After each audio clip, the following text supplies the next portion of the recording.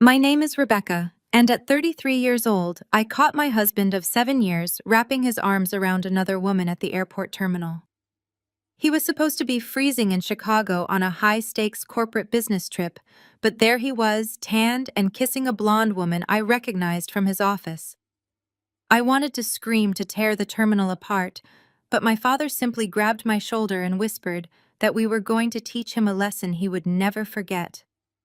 Before I reveal the chilling piece of evidence I found hidden in my husband's jacket pocket later that exact same night, tell me where you are watching from in the comments below.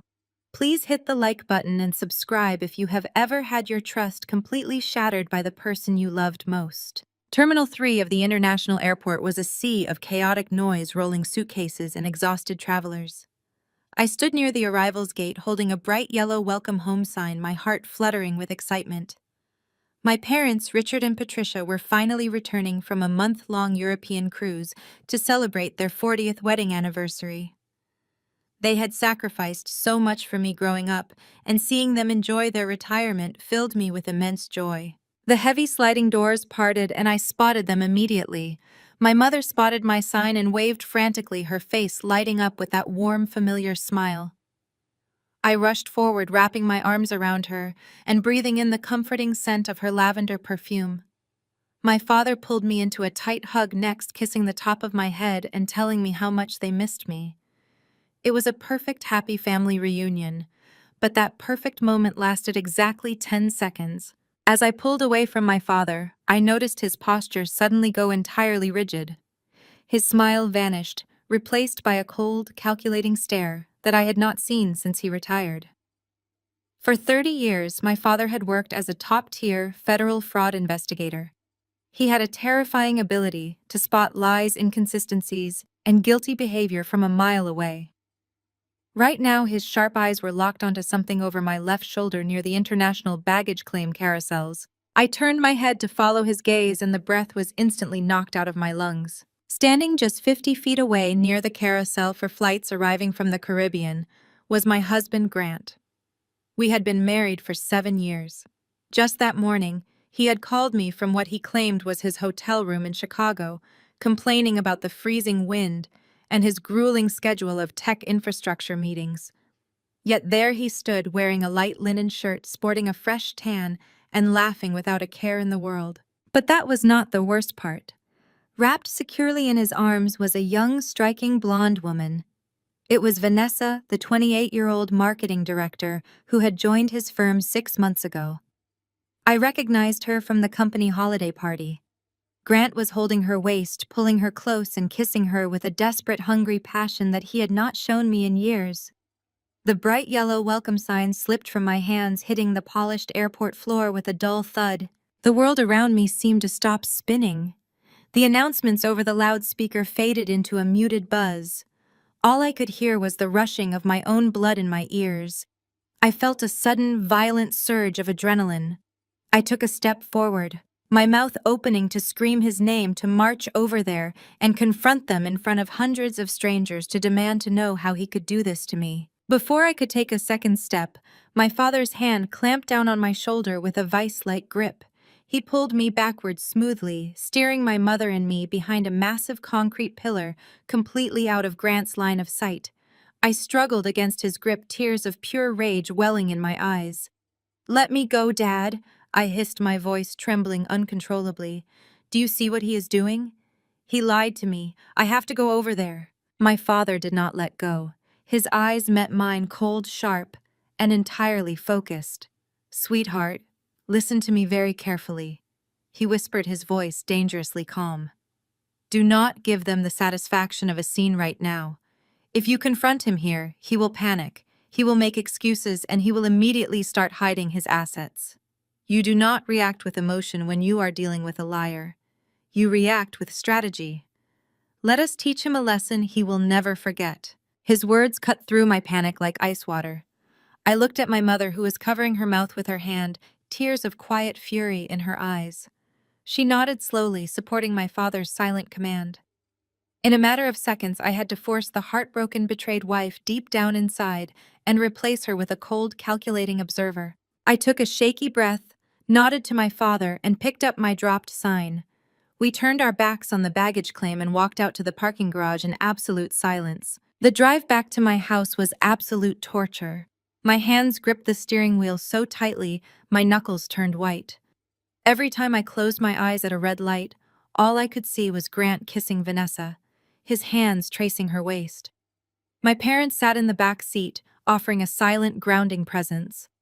We did not discuss the betrayal. We did not need to. The plan was already in motion. We were waiting for Grant to make his next move. After dropping my parents off at their home, I returned to the house I shared with Grant. I spent the next 3 hours pacing the hardwood floors, practicing my facial expressions in the bathroom mirror. I had to look perfectly normal. I could not let a single ounce of suspicion show on my face. At 8 p.m., I heard the familiar sound of his car pulling into the driveway. My heart hammered against my ribs, but I forced my muscles to relax. I walked into the kitchen and pretended to wash a dish as the front door swung open. Grant walked in, dropping his heavy leather travel bag by the entryway with a loud, theatrical sigh. He was wearing his heavy wool winter coat over his suit, a prop clearly meant to sell his Chicago story. He rubbed his eyes, playing the part of the exhausted, hard-working provider to absolute perfection. "Hey, babe," he called out, walking into the kitchen. He leaned in and kissed my cheek. It took every ounce of self-control I possessed not to flinch away from his touch. I could smell a faint trace of coconut sunscreen and an unfamiliar, expensive floral perfume lingering on his skin. "How was Chicago?" I asked, my voice miraculously steady. "Brutal," he groaned, unbuttoning his coat. The wind off the lake was freezing and the corporate acquisition meetings dragged on for 14 hours straight.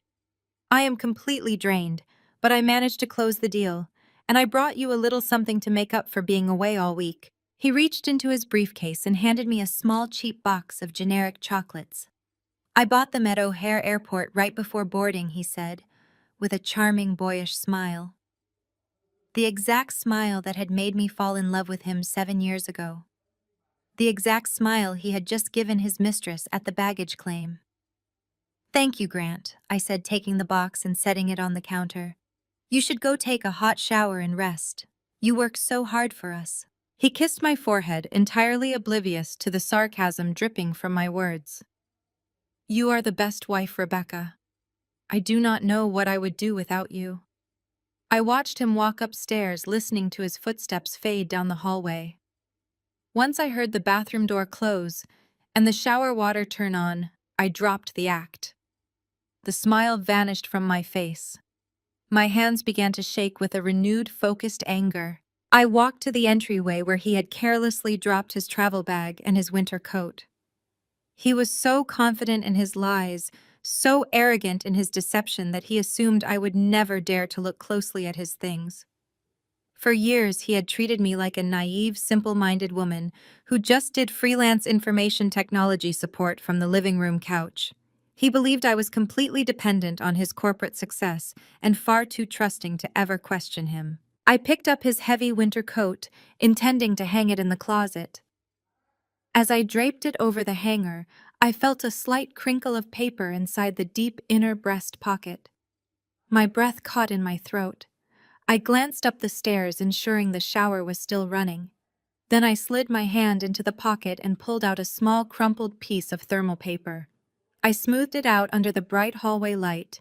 It was not a receipt from a Chicago coffee shop or an Illinois toll booth. It was an airport parking receipt. I read the text printed across the top. It was from the exact local international terminal where I had just picked up my parents. But the details printed below the header were what made my blood run absolutely cold. The receipt was time-stamped for an entry date corresponding to the exact morning he supposedly flew to Chicago. The exit stamp was from just 2 hours ago. But it was the flight tracking validation printed at the bottom of the premium parking stub that sealed his fate. It listed the incoming flight number he had provided the valet service to track his arrival. I pulled out my phone and quickly typed the flight number into a tracking website. The results loaded, instantly glowing brightly against my screen. The flight had not come from Chicago. The flight had originated from Nassau, Bahamas. He had not been sitting in freezing corporate boardrooms. He had spent the last 5 days on a tropical island with Vanessa, while I sat at home making sure his dry cleaning was picked up and his bills were paid. I stared at the crumpled receipt in my hand. He thought he was so smart. He thought he had covered his tracks perfectly.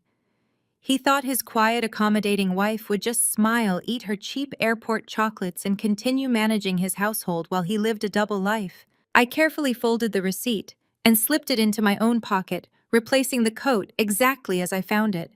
I walked into the living room and sat down on the sofa in the dark. My father was right. Screaming at the airport would have been a waste of energy. Grant needed to be dismantled piece by piece, document by document, lie by lie. As I listened to the shower turn off upstairs, a cold, serene smile spread across my face. Grant wanted to play a game of deception. But he had no idea that he had just handed the rulebook to the one woman who possessed the exact skills necessary to destroy his entire world. The next morning, sunlight streamed through our kitchen windows, mocking the absolute darkness that had settled inside my chest. I had not slept a single minute. Every time I closed my eyes, I saw that crumpled thermal parking receipt from the Bahamas. But when I walked downstairs, I wore the mask my father had told me to build. Grant was already at the kitchen island, casually pouring a cup of dark roast coffee while scrolling through his phone. He looked so comfortable, so entirely convinced of his own brilliance. "Good morning, beautiful," he said, without looking up from his screen. His voice was smooth and practiced. I poured my own coffee, keeping my hands steady, by gripping the ceramic mug until my fingers ached. "Good morning," I replied, matching his casual tone. "I hope you got some rest after that freezing Chicago trip." He sighed heavily, rubbing the back of his neck to play the part of the stressed corporate warrior. "Actually, we need to talk about that Chicago trip, Rebecca." He set his phone face down and looked at me with an expression of manufactured concern. "The acquisition deal hit a massive regulatory snag yesterday. The legal fees and sudden corporate tax liabilities are creating a massive cash flow issue for my department. We are going to need to severely tighten our household budget for the next few months." I took a slow sip of my coffee, letting the bitter liquid burn my throat. "Is it that bad?" I asked, feigning a perfect level of wifely worry. "It is a temporary business tax emergency, but it requires immediate liquidity," he explained, leaning forward and placing his hand over mine. "I need you to transfer your entire personal savings balance into our primary joint checking account today. It will just be for a few weeks until the corporate accounts unlock." I stared at his large hand resting on top of mine, feeling a wave of absolute revulsion wash over my body. The audacity of this man was truly staggering. He had just spent 5 days on a tropical island with a 28-year-old marketing director, and less than 12 hours later, he was sitting in our beautiful suburban kitchen, demanding that I hand over the money I had carefully saved from my own hard work. He sipped his coffee, looking out the window at our manicured lawn, projecting the image of a man carrying the weight of the world on his broad shoulders. I remembered my father standing behind that concrete pillar at the airport, telling me to be strategic. I took another breath, letting the cold logic wash over my rising anger. I needed to see exactly how far he was willing to take this deception. I needed him to show me the full extent of his greed before I made my next move. I pulled my hand out from under his, pretending to reach for the sugar bowl. "Of course, Grant. I want to help you," I said, keeping my voice soft and accommodating. "But since it is a corporate tax issue, maybe you could show me the regulatory filings or the tax documents. I could help you organize them or cross-check the liability figures before I initiate the bank transfer." The shift in his demeanor was instantaneous and violent. The charming smile vanished from his handsome face. Grant slammed his heavy ceramic coffee mug down onto the granite countertop with a loud crack that echoed through the quiet kitchen. Coffee sloshed over the rim and stained the pristine white stone. "Just make the transfer, Rebecca." He snapped, his voice sharp and dripping with absolute condescension. "You do freelance information technology support from the living room couch. You fix router issues and update antivirus software for small businesses. You would not understand complex corporate tax structures if I drew you a picture." I looked down at the spilled coffee, feeling the familiar sting of his belittling words. For 7 years, this had been the defining dynamic of our marriage. Grant was the brilliant financial mastermind navigating the high-stakes corporate world, while I was just his simple, quiet wife playing with computers. He had spent years subtly tearing down my confidence, minimizing my intelligence, and convincing me that I was entirely dependent on his financial genius. He controlled the narrative, ensuring I always felt just a little too inadequate to ever question his authority or demand access to the deeper financial realities of our life together. He used my desire for a peaceful home as a weapon to maintain his absolute dominance over my self-worth. He wanted me blind and compliant. He wanted me to believe that without his income and his status, I would be nothing. I swallowed hard, forcing my features to soften into an expression of apologies and complete submission. "You are right," I murmured, looking down at my hands. "I am sorry I questioned you. I will initiate the transfer to the joint account tomorrow morning as soon as the bank opens." Grant let out a long, heavy breath, and his rigid posture relaxed. The momentary monster vanished, replaced once again by the benevolent husband routine. "Thank you, babe," he said, wiping up the spilled coffee with a paper towel.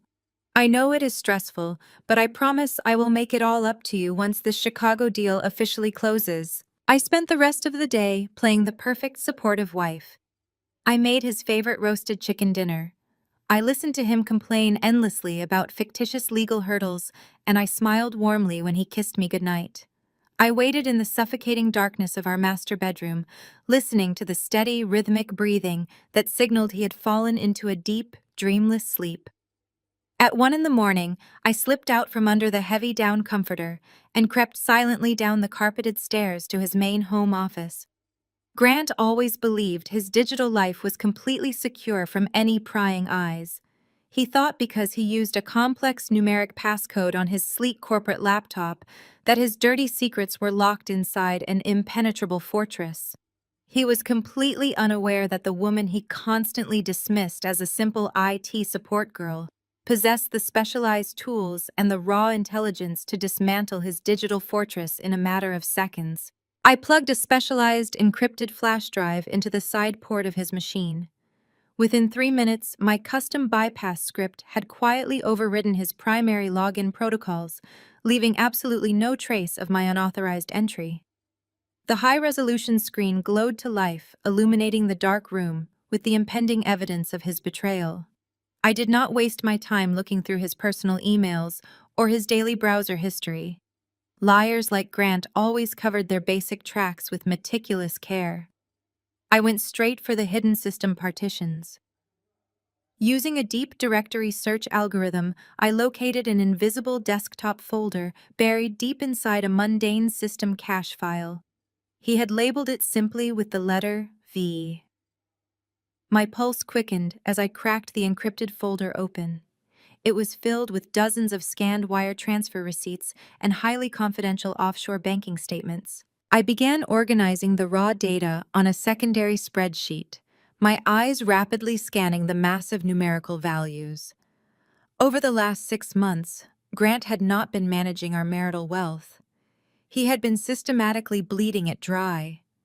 He had quietly siphoned $180,000 from our joint high-yield investment accounts, breaking the large withdrawals into specific smaller amounts to avoid triggering any automatic bank fraud alerts. He had been stealing our future right out from under me to secretly fund his double life. He had liquidated the bonds we set up for our future children. He had drained the emergency fund we built together. Every time he claimed the market was down or his bonuses were delayed, he was actually wiring our security into the unknown. The sheer volume of the theft was breathtaking. It was not just an affair. It was a calculated financial execution designed to leave me with absolutely nothing when he finally decided to walk away. I dug much deeper into the complex transfer logs tracing the specific routing numbers across the vast international banking network. The embezzled marital funds had not gone to pay for any sudden corporate tax emergencies or Chicago business acquisitions. Every single stolen dollar had been funneled directly into a newly formed offshore shell company. The name of the registered corporate entity stared back at me from the glowing computer screen. V Horizon LLC. V for Vanessa. I opened the most recent PDF document located inside the hidden folder dated just 2 days ago while he was supposedly freezing in a Midwestern boardroom. It was a finalized luxury real estate contract. The shell company V Horizon LLC had just used my stolen $180,000 to clear the massive cash down payment on a $1.2 million luxury beachfront condo in the Bahamas. He had taken his beautiful young mistress on a romantic tropical vacation to hand her the keys to $1 million property bought and paid for with the very money I had helped build. He wanted me to drain my last remaining personal savings today, simply to cover the final closing costs and expensive modern furnishings for his brand new life with another woman. I clicked through the attached photos in the contract file. They showed floor-to-ceiling windows overlooking pristine turquoise waters, white marble countertops, and a massive wraparound balcony. This was the future he was building while feeding me scraps of affection and demanding my total financial obedience. I copied every single document, receipt, and contract onto my encrypted flash drive and safely locked down his computer exactly as I had found it. I wiped the system memory logs, ensuring no digital footprint remained of my midnight audit. I pulled the flash drive free and held it tightly in my palm, feeling the sharp plastic edges press into my skin. He thought he was completely untouchable. He thought I was just a naive domestic wife who would blindly follow his orders and ask no questions. But as I sat alone in the dark office clutching the digital evidence of his massive financial crimes, I realized Grant had made a truly fatal miscalculation. He had mistaken my silence for stupidity. He had pushed me too far, and in doing so, he had given me exactly what I needed to absolutely destroy him. The game had fundamentally changed tonight, and I was no longer playing by his rules. The next evening, I stood in our kitchen methodically chopping vegetables for a pot roast. The encrypted flash drive was safely secured inside a hollowed-out lip balm container at the bottom of my makeup bag. I had spent the entire day operating in a state of hyper-focused calm. I went to the grocery store. I picked up Grant's dry cleaning. I played the part of the oblivious domestic wife to absolute perfection because I knew any deviation from my normal routine would tip him off. Grant had texted me around 4 in the afternoon, claiming he was locked in another grueling meeting with his legal team and would be working late. I knew exactly what that meant. He was likely video chatting with Vanessa about their new luxury beachfront condo. I simply texted back a heart emoji and told him dinner would be waiting in the refrigerator whenever he got home. At exactly 6 in the evening, the front doorbell rang. The sudden chime echoed sharply through the quiet house. I wiped my hands on a kitchen towel, assuming it was a delivery package or a neighbor dropping by. When I opened the heavy wooden front door, a man in a rumpled gray suit was standing on my porch, holding a thick manila envelope. He asked if I was Rebecca. When I confirmed my identity, he thrust the envelope into my hands, stated that I had been officially served, and turned on his heel, walking quickly back to a plain sedan parked on the street. I closed the front door and stood in the brightly lit entryway, staring down at the bulky package. It felt unnaturally heavy in my hands. A cold knot formed in my stomach as I tore open the seal and pulled out a thick stack of legal documents printed on heavy bond paper. The bold black letters at the top of the first page leaped out at me. It was a formal petition for dissolution of marriage. Grant had filed for divorce. I walked slowly back to the kitchen island, my legs feeling like lead. I spread the thick stack of legal papers across the granite countertop, pushing the cutting board aside. He had not just filed for a standard divorce. He had launched a preemptive tactical strike designed to completely annihilate me. I read through the preliminary filings and my jaw tightened with every single line.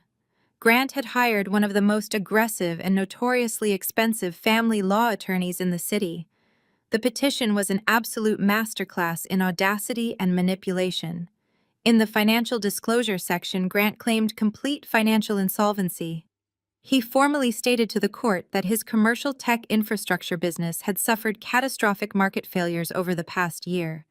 He claimed he was drowning in corporate debt and that his personal income had virtually disappeared. Because of this fabricated financial ruin, he was officially demanding emergency spousal support from me. The man who had just used my stolen savings to buy his mistress $1 million condo in the Bahamas was petitioning the court to force me to pay him monthly alimony. He claimed that because I worked a steady freelance information technology job, I was the primary breadwinner, and he required my financial assistance to maintain his basic standard of living. It was so utterly outrageous that I let out a sharp, breathless laugh. But the petition did not stop there. I turned to the next page outlining the division of marital assets. Grant was petitioning for exclusive legal rights to our marital home. He wanted me forcibly evicted within 30 days.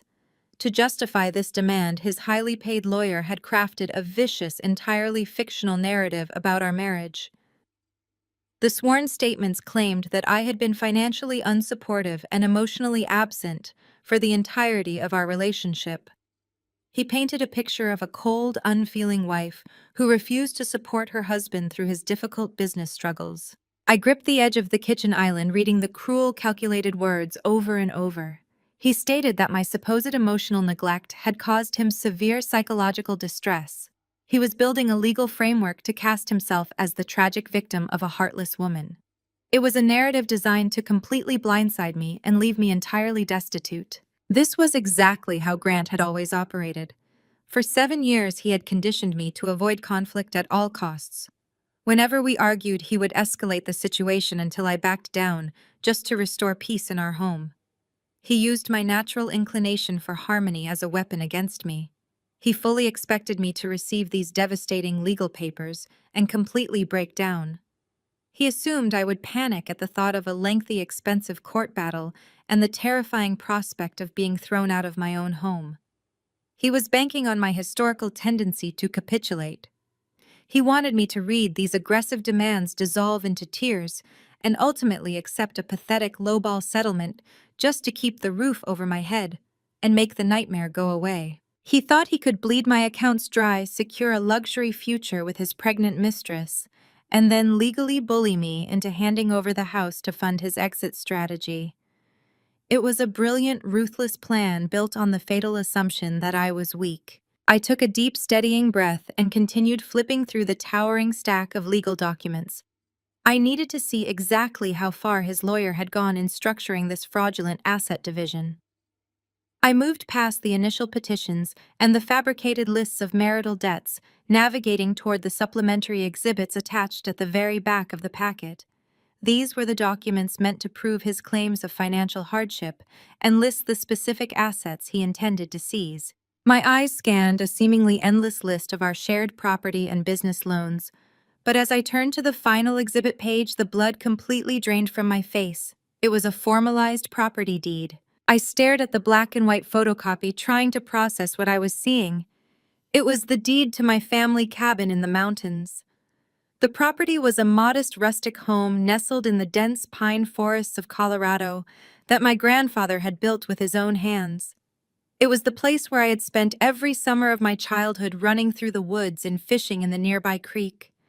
It had been passed down to me after my mother inherited it, and it was the only piece of real estate I owned completely in my own name long before I ever met Grant. It held immense sentimental value, and I had explicitly told him years ago that the cabin would never be considered a marital asset under any circumstances. Yet here it was attached to his divorce petition as a leveraged asset. I read the fine print detailing the specifics of the document.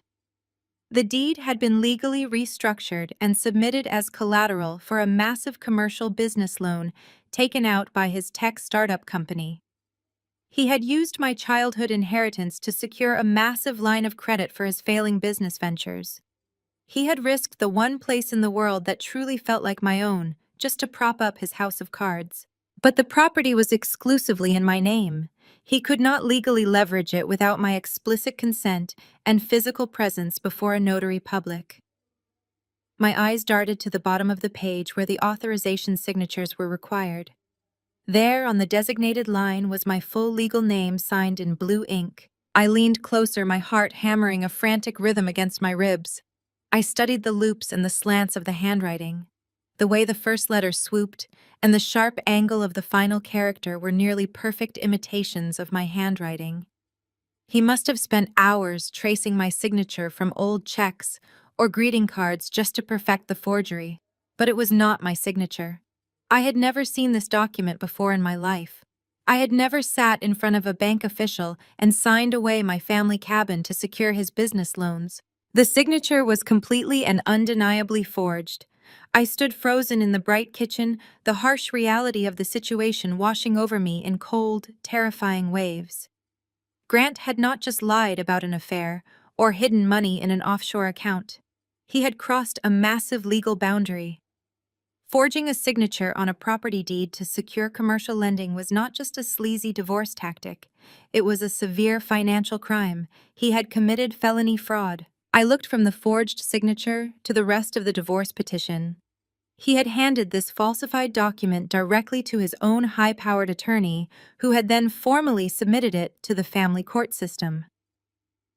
Grant was so arrogant, so thoroughly convinced of his own invincibility that he believed he could commit blatant forgery, and I would be too stupid or too intimidated to ever notice the discrepancy. He thought I would just cry over the divorce papers and never read the fine print of the attached exhibits. A strange, powerful sense of clarity settled over me, replacing the initial shock.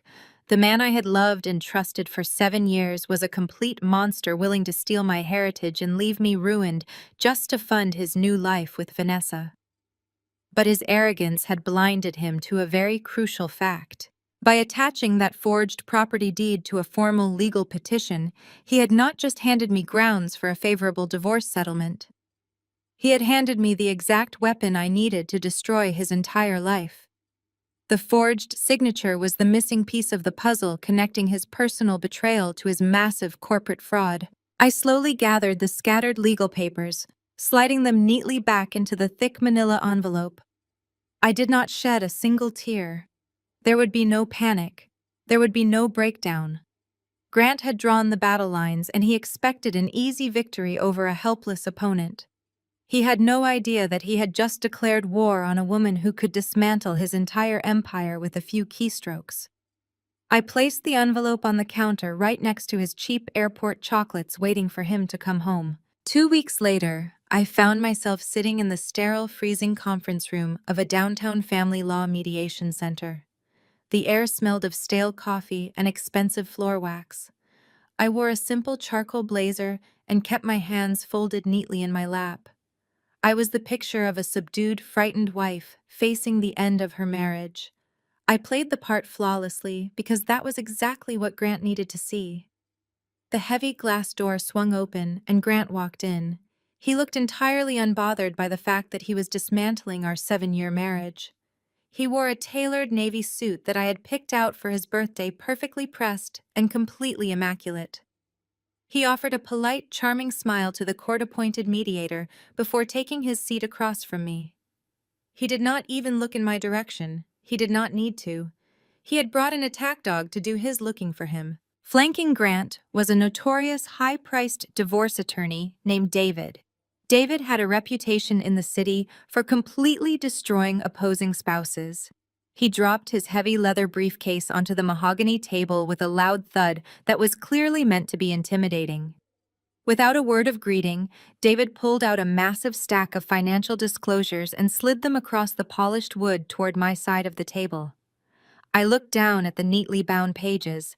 It was an absolute work of fiction. According to these doctored financial statements, Grant was practically destitute. The documents detailed a massive downturn in his commercial tech infrastructure business. They showed negative cash flows, depleted investment accounts, and mounting corporate debts. But the most infuriating part was the narrative they had constructed around my financial contributions. The legal summaries painted me as an absolute leech. They claimed my freelance information technology support work generated barely enough income to cover my own personal expenses. They stated that I had drained his resources for years, refusing to contribute to the household, while he broke his back trying to keep us afloat. Grant sat across from me, leaning back in his leather chair with his hands steepled under his chin. He looked like a benevolent king forced to cut ties with a deeply disappointing subject. His lawyer went on a lengthy, aggressive tirade about my lack of ambition and my financial drain on his client. He demanded that I accept a minuscule fraction of the marital assets and agree to vacate our home within 30 days to alleviate his client's severe financial burden. I listened to every single lie without breaking eye contact. Inside my mind, I was calculating the prison sentence for every fabricated page they placed on the table. But on the outside, I simply kept my breathing even and my face completely blank. The mediator, noticing the extreme tension in the room and my lack of response, suggested we take a brief 15-minute recess to allow me to review the documents with my own counsel.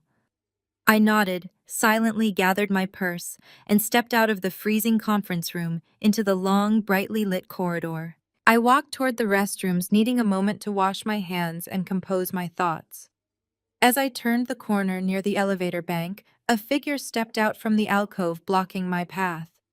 It was Grant's mother, Gloria. She was wearing a pearl necklace and a sharp designer dress, gripping a luxury handbag tightly in her manicured hands. I had always known Gloria tolerated me at best. She had always made subtle, passive-aggressive comments about my modest career and my lack of a prestigious family background. But standing in the hallway of the mediation center, the polite veneer was completely gone. Her face was twisted into an ugly mask of pure contempt. "I am glad I caught you alone, Rebecca," she said, her voice a harsh, venomous whisper that echoed off the marble walls. "I want to make sure you fully understand the reality of your situation before you go back into that room and try to fight my son." I stood my ground, refusing to shrink away from her aggressive posture. "I understand the situation perfectly, Gloria," I replied, my voice completely level. "You understand nothing," she snapped, stepping so close I could smell her heavy floral perfume. "You have been an absolute anchor, dragging my brilliant son down for 7 years. You lack ambition, you lack drive, and you lack the basic capacity to support a man of his stature. You should be grateful he stayed with you as long as he did. You are just a freelance computer repair girl playing house with a corporate executive." I let her talk. I let her reveal the depth of the poison she held inside her. I knew this was not just about my career. There was something else driving her rage. "And frankly, it is a blessing. He is finally moving on," Gloria continued, her eyes narrowing with vicious cruelty. "Vanessa is twice the woman you will ever be. She actually understands Grant's ambition. She works in his world. She is his equal, and more importantly, she is giving him the one thing you were too broken to provide.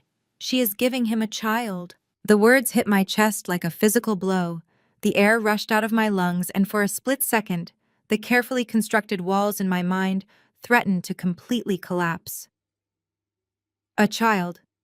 Vanessa was pregnant. Grant was having a baby with his 28-year-old mistress, while I had spent the last 3 years enduring painful fertility treatments and crying over negative pregnancy tests. He had held my hand in doctor offices, comforting me about my inability to conceive, all while he was secretly building a family with someone else. Gloria watched my face, searching for the devastation she had just unleashed. She wanted to see me break. She wanted to see me dissolve into hysterical tears right there in the courthouse hallway. She wanted the satisfaction of completely crushing my spirit on behalf of her golden son. I felt the familiar burning sting of tears threatening to spill over my eyelashes. I felt the overwhelming crush of grief and inadequacy that Grant and his mother had spent years instilling in me. But then I remembered the forged signature on the deed to my childhood cabin. I remembered the offshore accounts. I remembered the sheer calculated criminality of the man sitting in the conference room down the hall. The grief evaporated instantly, replaced by a cold, diamond-hard resolve. I refused to shed a single tear for a man who was actively trying to destroy me. I stood up perfectly straight. I smoothed the lapels of my charcoal blazer, brushing off an invisible piece of lint. I looked directly into Gloria's cruel, expectant eyes and offered her a serene, chilling smile. Thank you for the clarity, Gloria, I said, my voice steady and devoid of any emotion. I appreciate you letting me know exactly where everyone stands. It makes my next decisions infinitely easier. Please give Vanessa my warmest congratulations on the pregnancy. Gloria's triumphant expression faltered. She blinked, her mouth opening slightly in confusion at my completely composed response. She had expected a broken, sobbing victim, and instead she was looking at a brick wall. I did not wait for her to recover her wits. I stepped around her, leaving her standing dumbfounded by the elevators, and walked purposefully back to the mediation room. When I sat back down at the mahogany table, Grant and his high-priced lawyer looked at me expectantly. They assumed the recess, and whatever Gloria had said to me in the hall had done the trick. They slid the settlement agreement across the polished wood, pointing to the signature line with a gold-plated pen. I pushed the gold pen away. "I will not be signing any settlement agreements today," I announced, my voice ringing clearly through the quiet room. "I reject the financial disclosures as presented, and I refuse to vacate the marital home. We are done here." Grant sat up straight, his arrogant posture evaporating. "Rebecca, be reasonable," he hissed, his eyes flashing with sudden panic. "You cannot afford to drag this out in court. You have no money." I stood up, picking up my purse. "We will see what the court decides, Grant," I replied politely. "Have a wonderful afternoon." I walked out of the mediation center, leaving my cheating husband and his aggressive lawyer staring at my empty chair in stunned silence. I drove straight to my father's house on the outskirts of the city. I did not cry during the drive. I did not scream. I felt an intense, terrifying level of focus taking over my entire body. My father, Richard, was waiting for me in his kitchen. He had a fresh pot of coffee brewing and a secure encrypted internet connection already established on his private network. He took one look at my face as I walked through the door and simply nodded. He poured me a mug of black coffee and set it on the large granite island. "Did they show their hand?" he asked quietly, leaning against the counter. "They showed everything," I replied, taking the hot mug, "and Gloria was kind enough to inform me that the mistress is pregnant." My father's jaw clenched tightly. A dark protective fury flashed in his eyes, but he kept his voice completely controlled. "Then we do not hold anything back, sweetheart. It is time to go to work." I sat down at a high-backed stool, pulled my heavy specialized laptop from my bag, and opened the screen. My fingers flew across the keyboard, typing in a sequence of complex master credentials that bypassed 3 separate layers of military-grade security firewalls. I navigated past the dummy interface I used for my supposed freelance tech support jobs and opened the hidden encrypted portal. I was not a simple freelance IT girl fixing routers from my living room couch. I was an elite digital forensics and financial compliance auditor. I ran a highly successful anonymous agency that specialized in stress testing multi-million-dollar corporate loans for federal banks. I was the ghost in the machine, the invisible entity that federal regulators hired to hunt down hidden assets, offshore shell companies, and corporate embezzlement before they approved massive lines of credit. Grant had spent 7 years mocking my career, completely unaware that my agency possessed the legal authority and the raw digital power to dismantle corporate empires. He had demanded my total financial obedience because he thought he was the undisputed king of his world. I logged into my secure pending contracts queue and scanned the encrypted requests. There, at the very top of the list, was a highly urgent priority notification. Apex National Bank had just officially offered my compliance firm a massive specialized contract. They required a strict, intensive risk assessment audit on a high-risk commercial tech startup that was currently seeking a $15 million capital injection. I clicked on the preliminary file, opening the applicant details. The name of the tech startup seeking the massive federal bank loan glowed brightly on my screen. The chief executive officer listed on the application was Grant. The chief financial officer listed right below him was Vanessa. They were asking the federal government for $15 million, and the bank had just handed the keys to their entire financial future directly to the wife they were actively trying to destroy. They were about to discover the catastrophic consequences of severely underestimating the woman they had chosen to betray. I closed the preliminary file and prepared to infiltrate their fraudulent shell game. The bright green confirmation message on my screen was the digital equivalent of kicking down the front door of Grant's carefully constructed fortress. With my contract officially accepted by Apex National Bank, I no longer had to rely on sneaking onto his personal laptop in the dead of night. I now possessed the absolute legal authority to demand every single piece of financial documentation associated with his tech startup, his personal accounts, and the offshore entities tied to his chief financial officer. I sat next to my father at the kitchen island, watching as the encrypted portal began populating with raw data. It started as a trickle and quickly turned into a massive flood of digital information. Corporate tax returns, specialized payroll records, private investor communications, and months of detailed bank statements flowed directly into my secure server.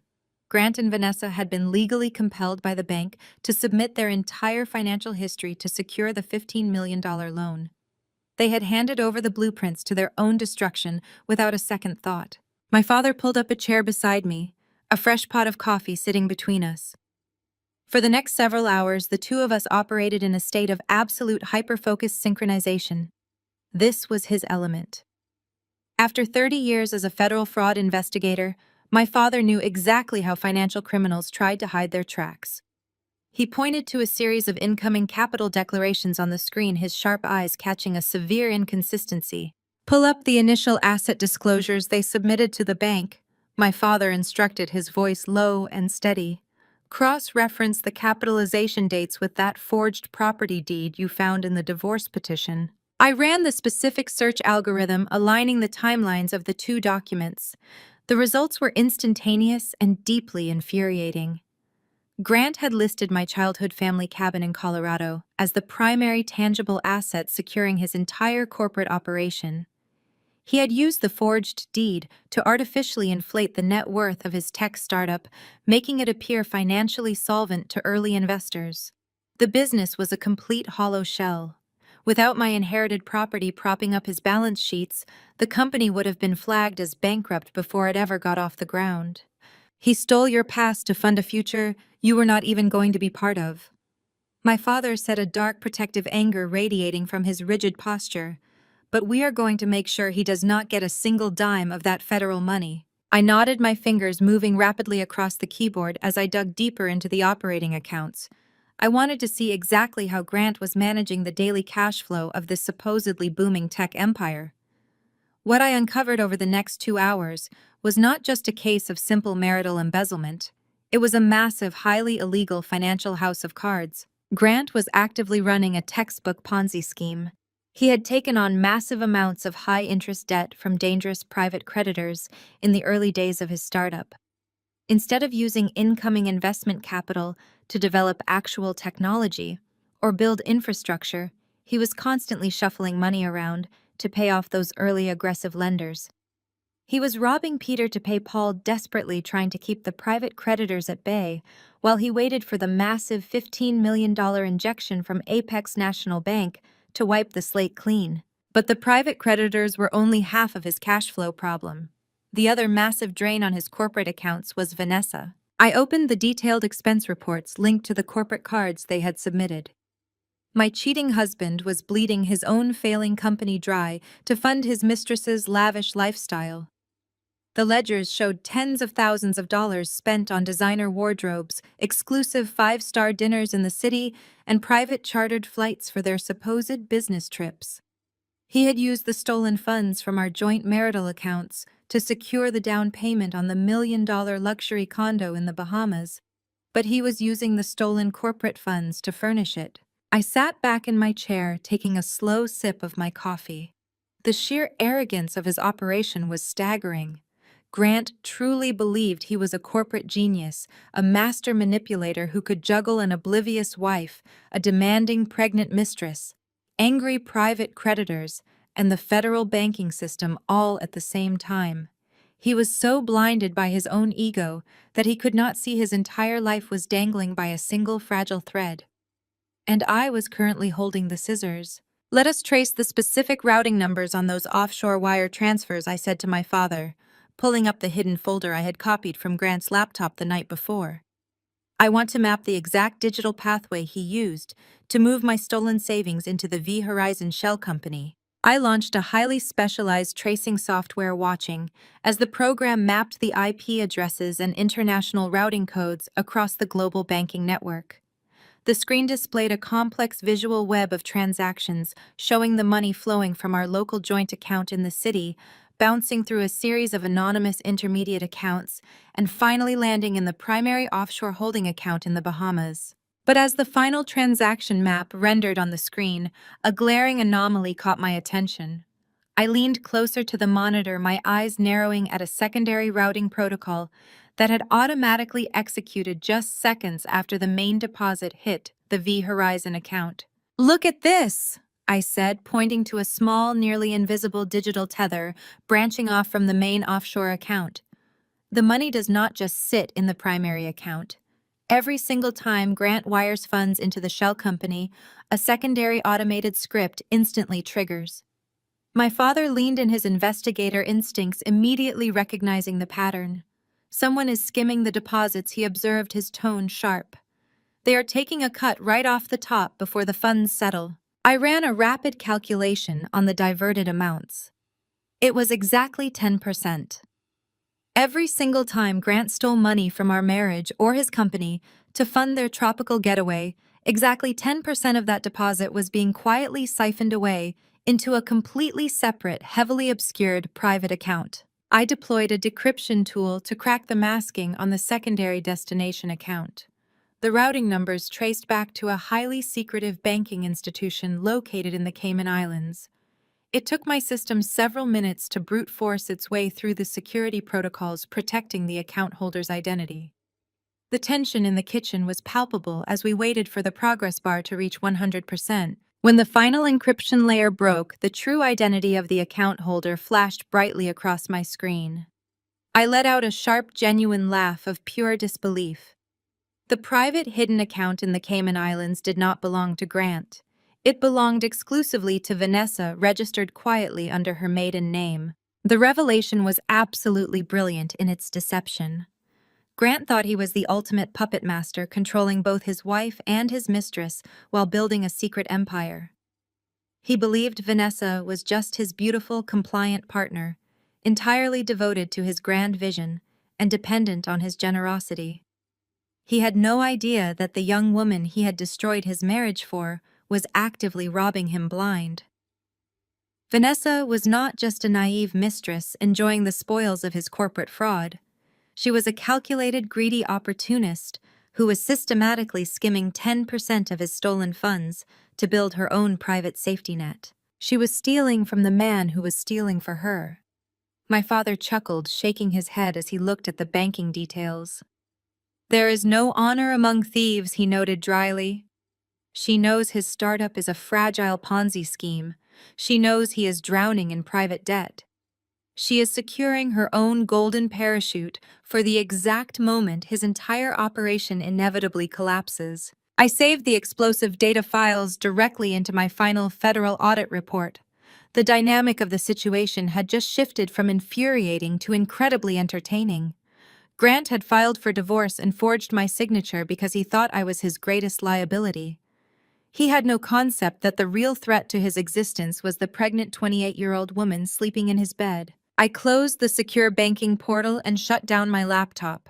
The sun was just beginning to rise, casting a pale gray light across my father's kitchen. We had spent the entire night dismantling the financial architecture of my husband's fraudulent life, and the results were more devastating than I could have ever hoped. I possessed the irrefutable proof of his embezzlement, his federal wire fraud, and his impending corporate collapse. But more importantly, I now held the absolute proof of Vanessa's ultimate betrayal against him. I gathered my things, feeling a deep, powerful sense of anticipation settling into my bones. Grant and Vanessa had built their arrogant, cruel little world on a foundation of lies and stolen money. Tomorrow I would watch them try to play their parts as the perfect corporate power couple, completely unaware that I was holding the match that would burn their entire empire to ash. The cardboard boxes were stacked neatly in the center of the living room. I spent the entire morning carefully wrapping winter coats and old books in heavy packing paper, playing the role of the defeated, discarded wife to absolute perfection. It was a Saturday afternoon, and Grant had texted me earlier that day with a staggering display of audacity.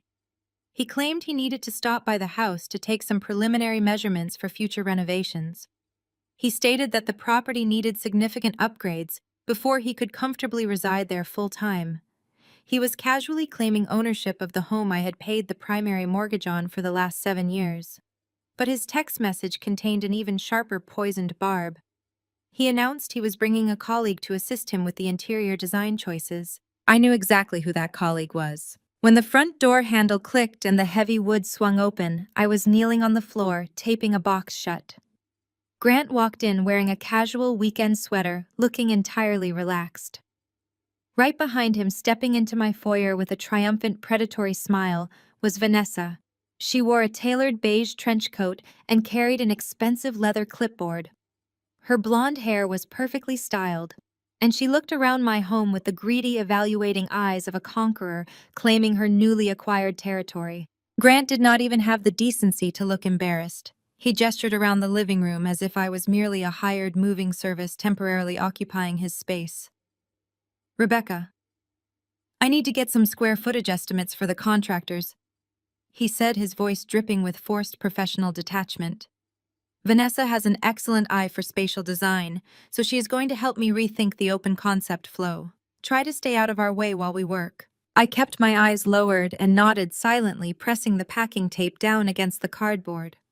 "I am just finishing up in here," I murmured, keeping my voice appropriately small and submissive. Grant pulled a laser measuring tool from his pocket. "I am going to check the dimensions in the master bathroom upstairs," he announced, pointing toward the staircase. "Vanessa, why do not you look at the kitchen layout? See if we can knock down that load-bearing wall to expand the entertaining space." "Sounds perfect, Grant," Vanessa purred, her voice carrying a sickeningly sweet tone. "Take your time." Grant jogged up the stairs, leaving the two of us completely alone on the main floor. The moment his footsteps faded down the second-floor hallway, Vanessa dropped the professional interior designer act entirely. She walked slowly into my kitchen, her expensive heels clicking sharply against the hardwood floor. She ran her manicured fingers over my granite countertops, a look of deep satisfaction settling onto her young face. I stood up from the boxes and walked toward the kitchen island, waiting for her to make the first move. I knew she had not come here to measure walls or discuss open-concept entertaining spaces. She had come here to gloat. She wanted to look the discarded wife in the eye and revel in her ultimate victory. "It really is a beautiful house," Vanessa said, turning to face me. Her tone was laced with heavy, artificial sympathy. "It is just a shame the decor is so terribly dated. Grant needs a space that reflects his current trajectory. He is building an empire now, and he requires a home that matches his massive ambitions." I stood perfectly still, watching her perform. It was absolutely fascinating to observe her arrogance in person. Here was a 28-year-old woman who thought she was the brilliant architect of a massive corporate takeover. She truly believed she had won the ultimate prize. She had absolutely no idea that I had spent the entire night mapping her secret Cayman Islands bank account, where she was actively skimming 10% of Grant's stolen offshore funds. She was standing in my kitchen insulting my decor while simultaneously robbing the man she claimed to be building an empire with. "You must be very proud of him," I said, keeping my facial expression completely neutral. "I am proud of us," Vanessa corrected sharply, stepping closer to the kitchen island. "We are partners in every sense of the word. I am not just his future wife, Rebecca. I am the chief financial officer of his new tech startup. We are securing $15 million in federal funding this month. We are operating on a level you could never possibly comprehend." She reached into her designer trench coat pocket and pulled out a sleek leather checkbook. She uncapped a gold pen and quickly scribbled something across a check, tearing it from the booklet with a sharp, satisfying rip. She slid the small piece of paper across the granite countertop toward me. I looked down at it. It was a personal check written out to me for exactly $500. Grant told me about your pathetic financial disclosures during the mediation, Vanessa said, her voice dropping into a mocking, sympathetic whisper. He told me you are completely broke and struggling to afford a basic security deposit for a new place.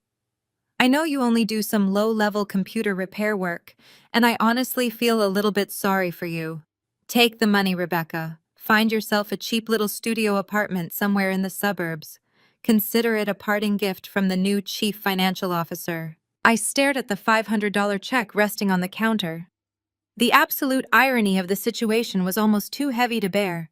This woman was offering me $500 out of manufactured pity while actively participating in a $15 million federal banking fraud scheme that I was currently being paid by the government to investigate. I did not throw the check back in her face. I did not scream or demand she leave my house. Instead, I reached out and calmly picked up the piece of paper, folding it neatly in half. I looked up at Vanessa and offered her a serene, chilling smile. That is incredibly generous of you, Vanessa, I said, my voice soft and deliberately naive. But are you sure you should be handing out personal checks right now?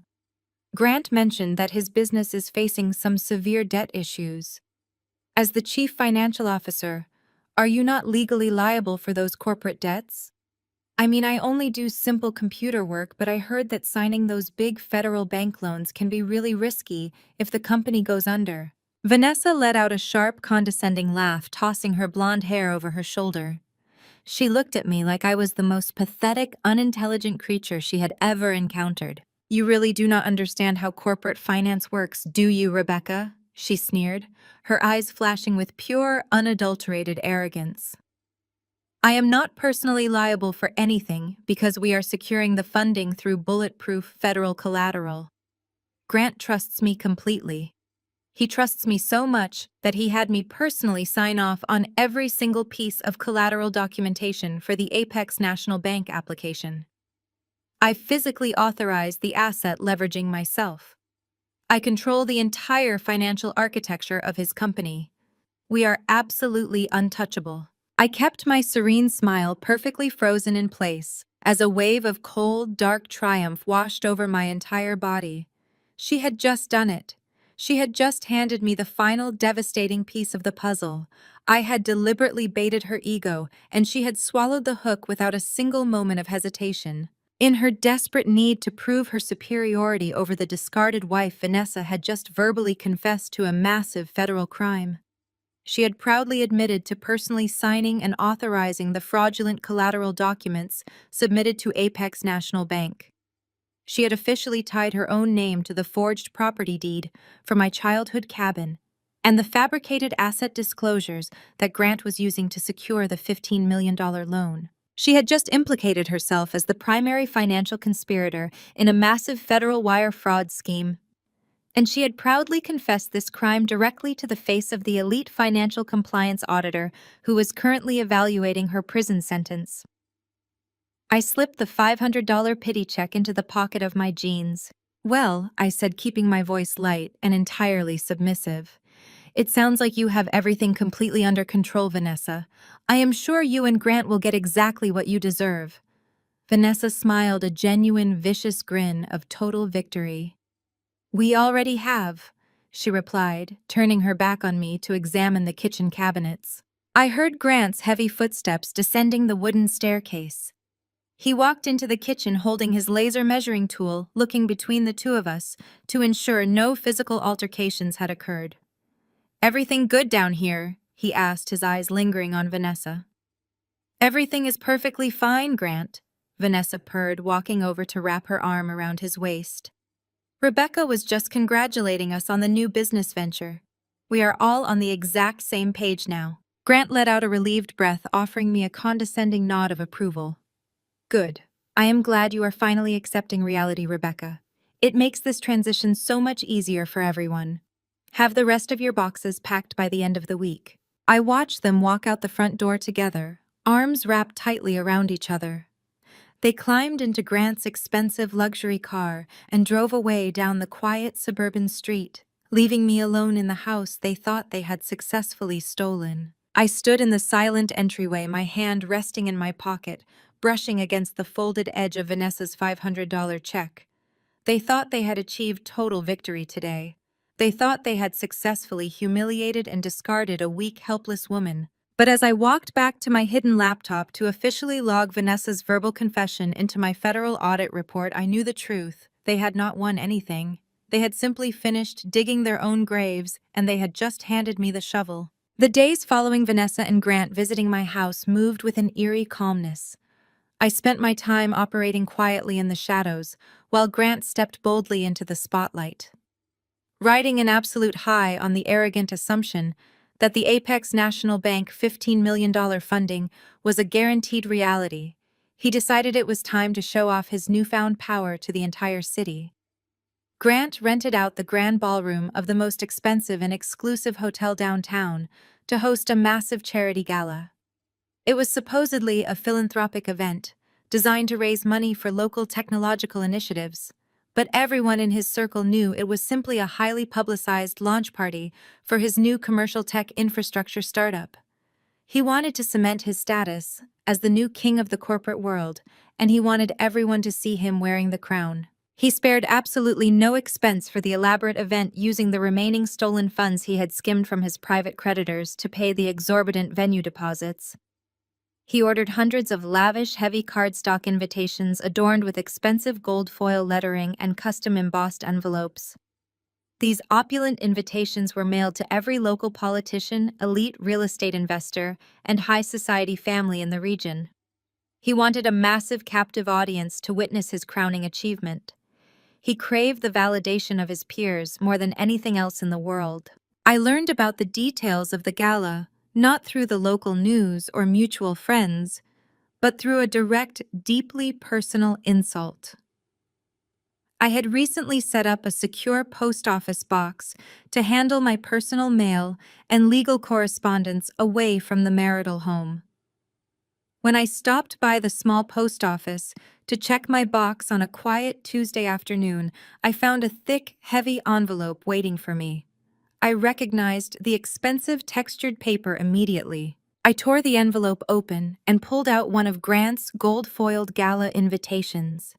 The elegant card proudly listed Grant as the Chief Executive Officer and Vanessa as the co-founder and partner. But what caught my immediate attention was a bright yellow sticky note slapped right across the center of the beautiful typography. The sharp, slanted handwriting belonged unmistakably to my mother-in-law, Gloria. I read the harsh black ink scrawled across the yellow paper. Gloria had written that I needed to see what real success actually looked like, but that I should not bother showing up to the event because I would only embarrass myself and ruin her son's perfect evening. She had taken the time to mail the invitation specifically to gloat, to remind me that I was a discarded failure, while her son was ascending to the absolute pinnacle of wealth and status. I did not feel a single ounce of sadness or rejection as I stared at Gloria's cruel handwritten note. I simply folded the thick invitation and placed it carefully into my leather purse. Gloria and Grant were practically begging for me to witness their moment of ultimate triumph. I decided right then and there that I was going to give them exactly what they asked for. I returned to my father's kitchen island, where I had transformed the bright open space into a secure federal command center. I sat down at my encrypted laptop, cracked my knuckles, and poured all of my intense focus into compiling the final devastating risk assessment audit report for Apex National Bank. This was not a simple financial summary or a basic background check. It was a lethal 400-page document that methodically outlined every single crime Grant and Vanessa had committed over the past year with flawless precision. I spent hours formatting the complex digital flowcharts, ensuring that the path of the stolen money was completely impossible to deny or explain away. I linked the initial capital declarations of Grant's fraudulent tech startup directly to the forged signature on the deed to my childhood family cabin. I detailed exactly how he had used my stolen property to artificially inflate his corporate net worth and deceive early backers. I included the comprehensive offshore routing maps, proving beyond any shadow of a doubt that he was actively running a massive Ponzi scheme. The report clearly demonstrated how he was using the anticipation of the federal bank loan to placate his dangerous private creditors, while simultaneously funding Vanessa's luxury beachfront condo in the Bahamas. But the absolute masterpiece of the entire audit was the final section dedicated entirely to the chief financial officer. I included the definitive, undeniable proof of Vanessa's secret offshore account located in the Cayman Islands. I provided the specific digital transaction logs showing exactly how she was quietly skimming 10% off the top of every single stolen dollar Grant funneled into their main shell company. I made sure her verbal confession from my kitchen was fully documented, transcribed, and cross-referenced with her physical signature on the fraudulent federal loan applications. I painted a picture of a conspiracy so deep and so corrupt that no lawyer on earth could ever defend it. When the 400-page report was finally complete, it was a flawless, airtight blueprint for a federal indictment. My father stood behind me reading the final executive summary over my shoulder. He gave me a slow, proud nod of approval, his retired investigator eyes shining with absolute satisfaction. It was time to deliver the execution order. I utilized my secure corporate channels to request an immediate mandatory video conference with the Chief Executive Officer of Apex National Bank. Because my compliance agency operated at the absolute highest level of federal authority, the bank's CEO cleared his entire afternoon schedule to take my urgent call.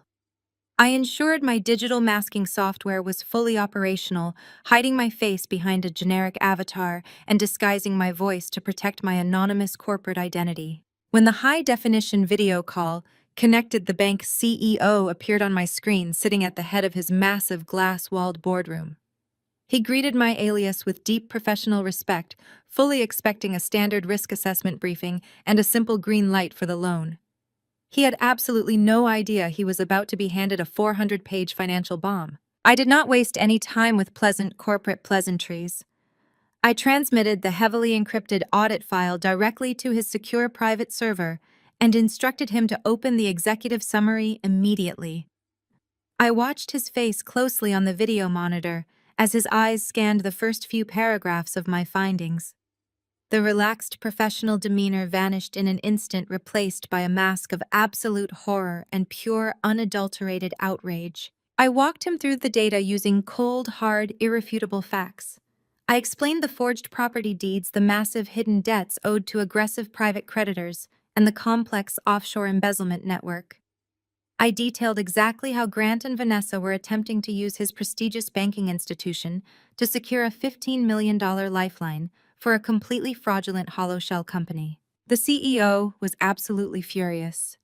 He gripped the edge of his mahogany conference table so tightly his knuckles turned white, his face turning a deep shade of angry red. He realized instantly that if my agency had not caught this elaborate deception, Apex National Bank would have handed $15 million to a pair of ruthless criminals, and the bank would have suffered a catastrophic, highly public financial loss that would have ruined their reputation. He thanked me profusely for my exceptional forensic work and immediately declared that the loan application was officially denied. He stated he was going to hand the file over to his internal legal team right now to begin the standard rejection process and notify the authorities. I stopped him right there. I told the furious CEO that simply mailing a standard rejection letter was not going to be enough to handle this specific situation. Grant and Vanessa had committed severe federal wire fraud, and if they received a quiet rejection notice, they would immediately realize the game was up.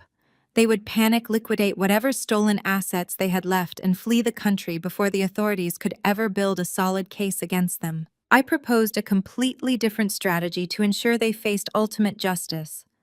I told the CEO about the lavish gold-foiled invitations and the massive charity gala Grant was hosting the very next night.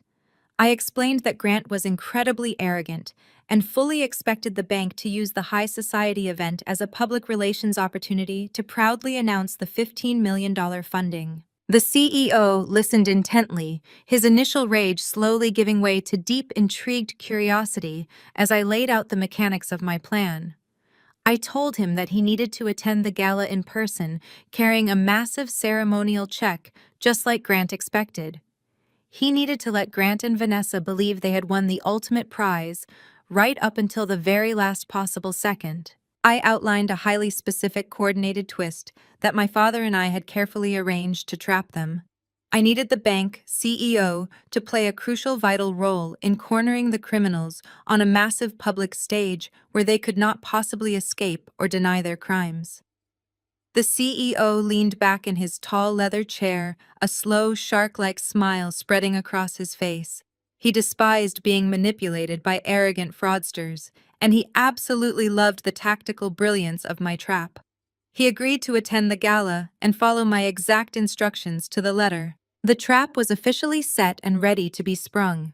I ended the secure video call and closed my laptop, feeling a massive rush of pure adrenaline course through my veins. Grant and Vanessa were currently spending their evening picking out expensive tailored outfits and practicing their smug victory speeches for the gala, completely unaware that the ground beneath them had just opened up. They thought they were hosting a glorious celebration of their new untouchable empire. They had absolutely no idea they had just invited the entire city to witness their absolute destruction. The sun climbed higher over the trees outside my father's kitchen window, casting long shadows across the granite island, where we had spent the entire night building our trap. I had just closed the encrypted video call with the bank executive, and the silence in the room felt heavy with anticipation. My father stood up and stretched his back, pouring the last of the dark coffee into a ceramic mug. He looked down at the physical copies of the forged property deed and the offshore wire transfers we had printed out for our own physical records. The bank is handling the corporate side of the rejection, my father said, his voice dropping into the low, serious register he used during his days as a federal investigator. But corporate rejection is not enough for what Grant has done to you. It is time to bring in the heavy artillery. He pulled his secure cell phone from his pocket and scrolled to a number he had not dialed since his retirement party 5 years ago. He was calling his former partner, who was now the regional director of the white-collar crime division at the Federal Bureau of Investigation. I sat completely still and listened as my father bypassed standard reception desks and was routed directly to the director's private secure line. The conversation was brief, but packed with heavily coded professional terminology. My father explained that he possessed a pristine, fully documented compliance audit detailing a massive active corporate fraud scheme. He mentioned the specific dollar amounts, the forged real estate deeds, and the offshore shell companies. Within 10 minutes, a secure federal upload link appeared on my laptop screen. I transmitted the entire 400-page audit report directly into the federal database using my anonymous corporate credentials. We did not have to wait long for a response. Less than 2 hours later, the federal director called my father back on a secure encrypted video channel. The director looked exhausted, but his eyes were sharp and completely focused on the screen. He told us that his team of forensic accountants had immediately dropped their current caseloads to review my highly detailed submission. He stated that the audit was one of the most comprehensive and flawless pieces of investigative work he had ever seen submitted by an outside agency. But more importantly, he confirmed the exact legal leverage we needed to destroy Grant and Vanessa. The forged signature on the deed to my childhood family cabin was the fatal mistake. Because Grant had taken that forged property deed and transmitted it digitally across state lines to secure the offshore bank accounts for the luxury condo in the Bahamas, he had crossed a massive legal threshold. He had escalated a local domestic dispute into an undeniable case of severe federal wire fraud. The federal director explained the mechanics of the impending takedown with cold, professional efficiency. The moment Grant transmitted that fraudulent signature using digital banking channels, he triggered federal jurisdiction. The sheer scale of the financial deception, combined with the clear intention to defraud a major national banking institution, gave the authorities all the ammunition they needed to act immediately. The director assured my father that a federal judge was already quietly reviewing the evidence in closed chambers. Because my audit provided irrefutable tracking of the stolen funds from our joint marital accounts to the Cayman Islands skimming account, there was no need for a lengthy preliminary investigation. The judge was drafting the arrest warrants right then and there. They were preparing full search and seizure orders for Grant's tech startup headquarters, his personal accounts, and Vanessa's luxury offshore properties. The director agreed to hold the execution of the warrants until the exact moment of the charity gala, allowing the bank executive to spring the initial trap before the agents moved in to secure the arrests. With the federal machinery officially set into motion, I left my father's house and drove back into the city. I had one final crucial piece of preparation to handle before the gala tomorrow night. I was not going to show up to the most important event of Grant's life wearing a subdued, modest dress from my old closet. For 7 years, I had dressed to blend into the background. Grant had always preferred me in soft, neutral colors that never drew attention away from his expensive tailored suits. He wanted a wife who looked polite, accommodating, and entirely forgettable. He wanted a woman who would quietly fade into the wallpaper while he commanded the room and soaked up the admiration of his peers. That version of me was completely dead and gone. I drove to the most exclusive high-end designer boutique in the affluent downtown shopping district. I bypassed the racks of safe pastel dresses and walked directly toward the private viewing room in the back of the store. A personal stylist immediately approached me, offering a glass of sparkling water and asking what specific type of event I was attending. I told her I was attending a massive corporate launch party, and I needed a dress that commanded absolute authority. I needed a dress that looked like pure lethal power. She brought out several options, but the moment I saw it, I knew it was the only choice. It was a breathtaking floor-length designer gown in a shade of brilliant, vivid crimson. The silk fabric was expertly draped, featuring a sharp architectural neckline and a daring slit that exuded total, unapologetic confidence.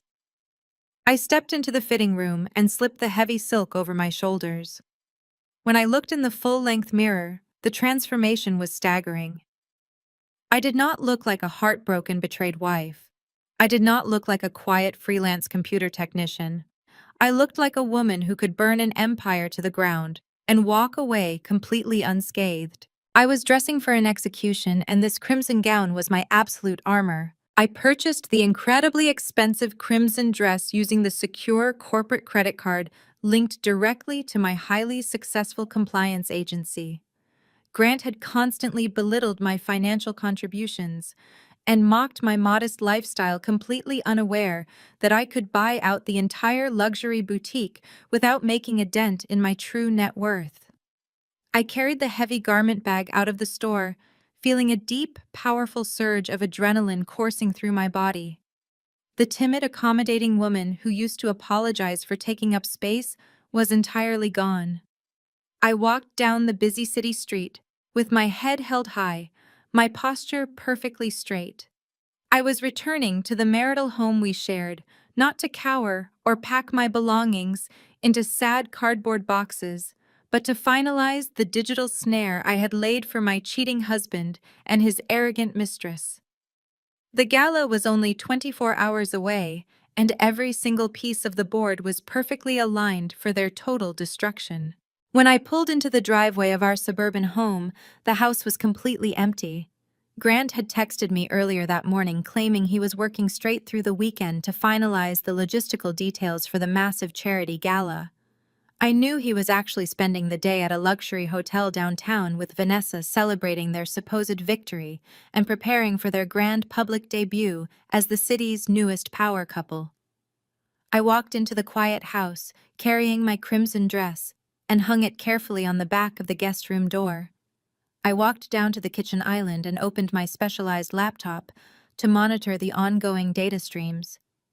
Because I had officially gained federal authorization through the bank audit, my sophisticated monitoring software was now directly tethered to all of Grant's personal and professional digital accounts.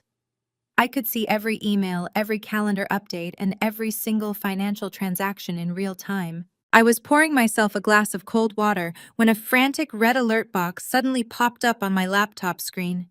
The sharp, audible chime of the notification system echoed loudly through the silent kitchen. I set my glass down on the granite counter and rushed over to the screen, my eyes scanning the urgent data packet that had just been intercepted by my tracking algorithms. Grant had just initiated a high-priority rush transaction using the last remaining funds in his personal checking account. The transaction was not for the charity gala catering or the event venue deposits. It was a direct payment to an exclusive international luxury travel concierge service. I opened the intercepted receipt file and read the booking details. My heart hammered a steady, focused rhythm against my ribs as I processed the absolute cowardly brilliance of his escape plan. Grant had just booked two extremely expensive first-class one-way tickets to the Maldives. The departure time for the international flight was scheduled for exactly 7 in the morning, the very day after the charity gala. He had also booked a private helicopter transfer from the main island to an exclusive remote resort villa that accepted anonymous wire transfers for long-term stays. I stared at the bright screen, the sheer magnitude of his deceit washing over me. He was not planning to stay in the city and build a massive corporate empire with Vanessa. He was not planning to actually utilize the $15 million federal loan to develop commercial tech infrastructure or pay off his angry private investors. The charity gala was an absolute sham. It was nothing more than a giant theatrical distraction designed to make everyone believe his company was stable and thriving. His entire strategy finally became perfectly clear. Grant intended to stand on that stage tomorrow night, accept the massive $15 million injection from the bank, and then immediately drain the federal funds into his offshore shell companies. He planned to wake up the morning after the gala, abandon his failing business, abandon his angry private creditors, abandon the messy divorce proceedings, and board a first-class flight to a tropical paradise where extradition laws were notoriously difficult to enforce. He was planning to take the money and run, completely disappearing from the country before anyone realized the bank accounts were totally empty. He thought he had orchestrated the perfect, flawless escape completely undetected. I let out a sharp, genuinely amused laugh that rang clearly through the empty kitchen. Grant believed he was hours away from securing ultimate freedom and massive wealth. He had his one-way tickets booked, his bags packed, and his mistress ready to flee the country by his side. He thought he was untouchable. He had absolutely no idea that his rushed travel booking had just provided the Federal Bureau of Investigation with the definitive, undeniable proof of his immediate flight risk. This single digital receipt guaranteed that the federal agents would not wait politely outside the venue or delay their response. It guaranteed they would breach the ballroom doors and execute the arrest warrants directly on the gala stage to prevent him from fleeing federal jurisdiction. He had just locked the doors of his own prison cell. I smiled at the glowing laptop screen, closed the tracking window, and went upstairs to prepare for the best night of my life. The crimson designer gown clung to my frame like a second skin, the heavy silk pooling beautifully around my silver heels. I applied a dark red lipstick that perfectly matched the devastating color of my dress. I did not look like the submissive, accommodating wife who had spent 7 years apologizing for her own existence. I looked like a woman who was about to dismantle a kingdom. I picked up my small clutch containing the digital triggers for the presentation and walked out of the house. A black luxury town car was waiting for me at the curb arranged by my father to ensure I arrived with the exact level of status this evening demanded. The drive downtown was smooth and quiet. I watched the city lights blur past my window, feeling an incredible sense of calm. The frantic heartbeat from the past 2 weeks had completely faded away, replaced by a cold mechanical precision. I was executing a carefully calculated mathematical equation, and Grant was the final variable. I thought about the forged documents, the stolen cabin deed, and the tickets to the Maldives. Grant believed he was hours away from boarding a flight to a tropical paradise, leaving me ruined and penniless. Tonight he was going to learn the true cost of underestimating the woman he married. The car slowed to a halt. The valet opened my door and I stepped out onto the pristine red carpet that had been rolled out for the charity gala. I glided past local photographers without a single glance. I entered the main lobby and handed my coat to the attendant before walking toward the double doors of the grand ballroom. The space was absolutely spectacular. It featured massive floor-to-ceiling glass walls that offered a breathtaking panoramic view of the downtown skyline. Crystal chandeliers the size of small cars hung from the vaulted ceilings, casting a warm, golden light over the attendees. Grant had packed the room with the absolute elite of the city. I recognized prominent local politicians, wealthy real estate developers, and high-profile angel investors mingling near the open bars.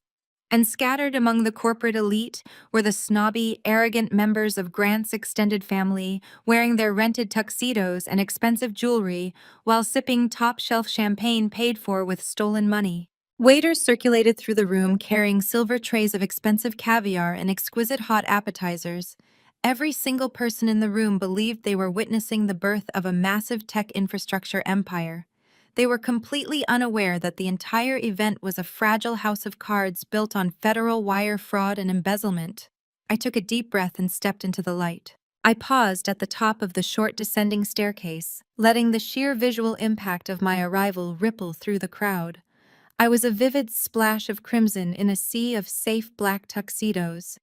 It took less than 30 seconds for someone to recognize me. The first person to spot my arrival was my mother-in-law, Gloria. She was standing near a towering ice sculpture holding a martini glass and laughing loudly at something a local politician had just said.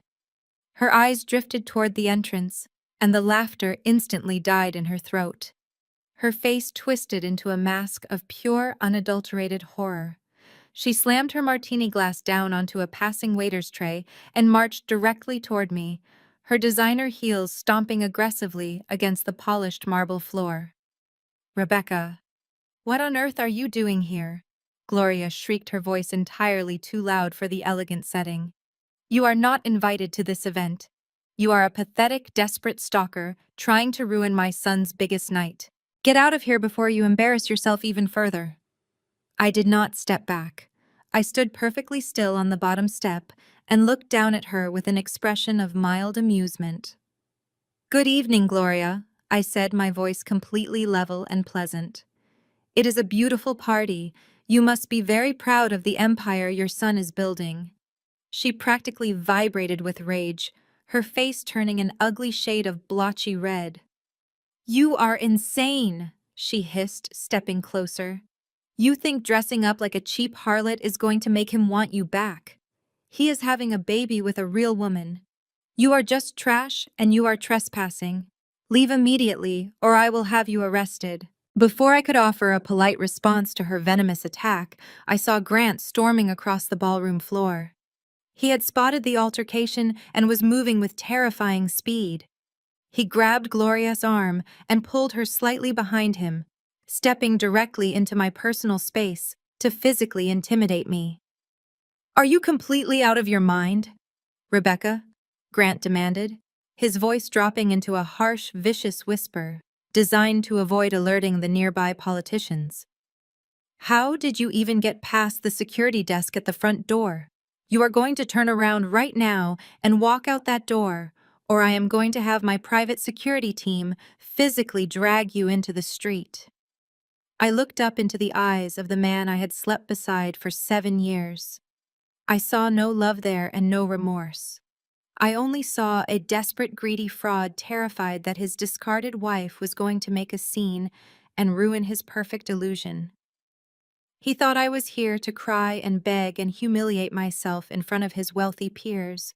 He was completely oblivious to the digital execution I had prepared. I did not raise my voice. I did not flinch away from his aggressive posture. I simply reached out and smoothly took a crystal flute of expensive champagne from a passing waiter's silver tray. I took a slow, appreciative sip, letting the cool liquid wash over my tongue. "I am not here to cause a scene, Grant," I said, my voice soft and perfectly controlled. "I simply wanted to see you deliver your big keynote speech tonight. I promise I will leave the building immediately after you finish talking." "You are not staying for a single second of my speech," Grant snarled, leaning in close. "I am signaling security right now, and you are going to be escorted out the back service exit like the garbage you are. This is my night, and you are not going to ruin it with your pathetic domestic drama." He raised his hand, signaling wildly toward two security guards stationed near the entrance. The guards saw his gesture and immediately began moving toward our location. Gloria crossed her arms over her chest, offering me a triumphant, vicious sneer. "I told you to stay away from my son," she spat. "Now everyone is going to watch you get thrown out." I kept my serene smile perfectly in place, taking another sip of my champagne. Grant was already turning his back on me to return to his investors. He thought he had won. But before the security guards could place a single hand on my arm, a booming, authoritative voice echoed over the ambient noise of the ballroom. "Is there a problem here, Grant?" the voice demanded, cutting through the tension with absolute executive power. Grant froze his hand, dropping to his side. He turned around instantly, plastering a fake, accommodating smile onto his face as he recognized the man approaching us. It was the chief executive officer of Apex National Bank. He carried an aura of untouchable financial authority. He was the man holding the key to the $15 million loan Grant desperately needed. "No problem at all," Grant said, his voice eager to please. "We were just handling a minor security issue with an uninvited guest. We will have her removed immediately so we can get back to the celebration." The bank CEO did not look at Grant. He walked directly past my cheating husband and stopped right in front of me. He offered me a warm, respectful smile and extended his hand. "It is an absolute pleasure to finally meet you in person," he said, greeting me warmly by my highly classified corporate alias. I shook his hand firmly, matching his professional tone. "The pleasure is entirely mine," I replied. "I am looking forward to a very revealing evening." Grant stared at the two of us, his arrogant smile completely slipping off his face.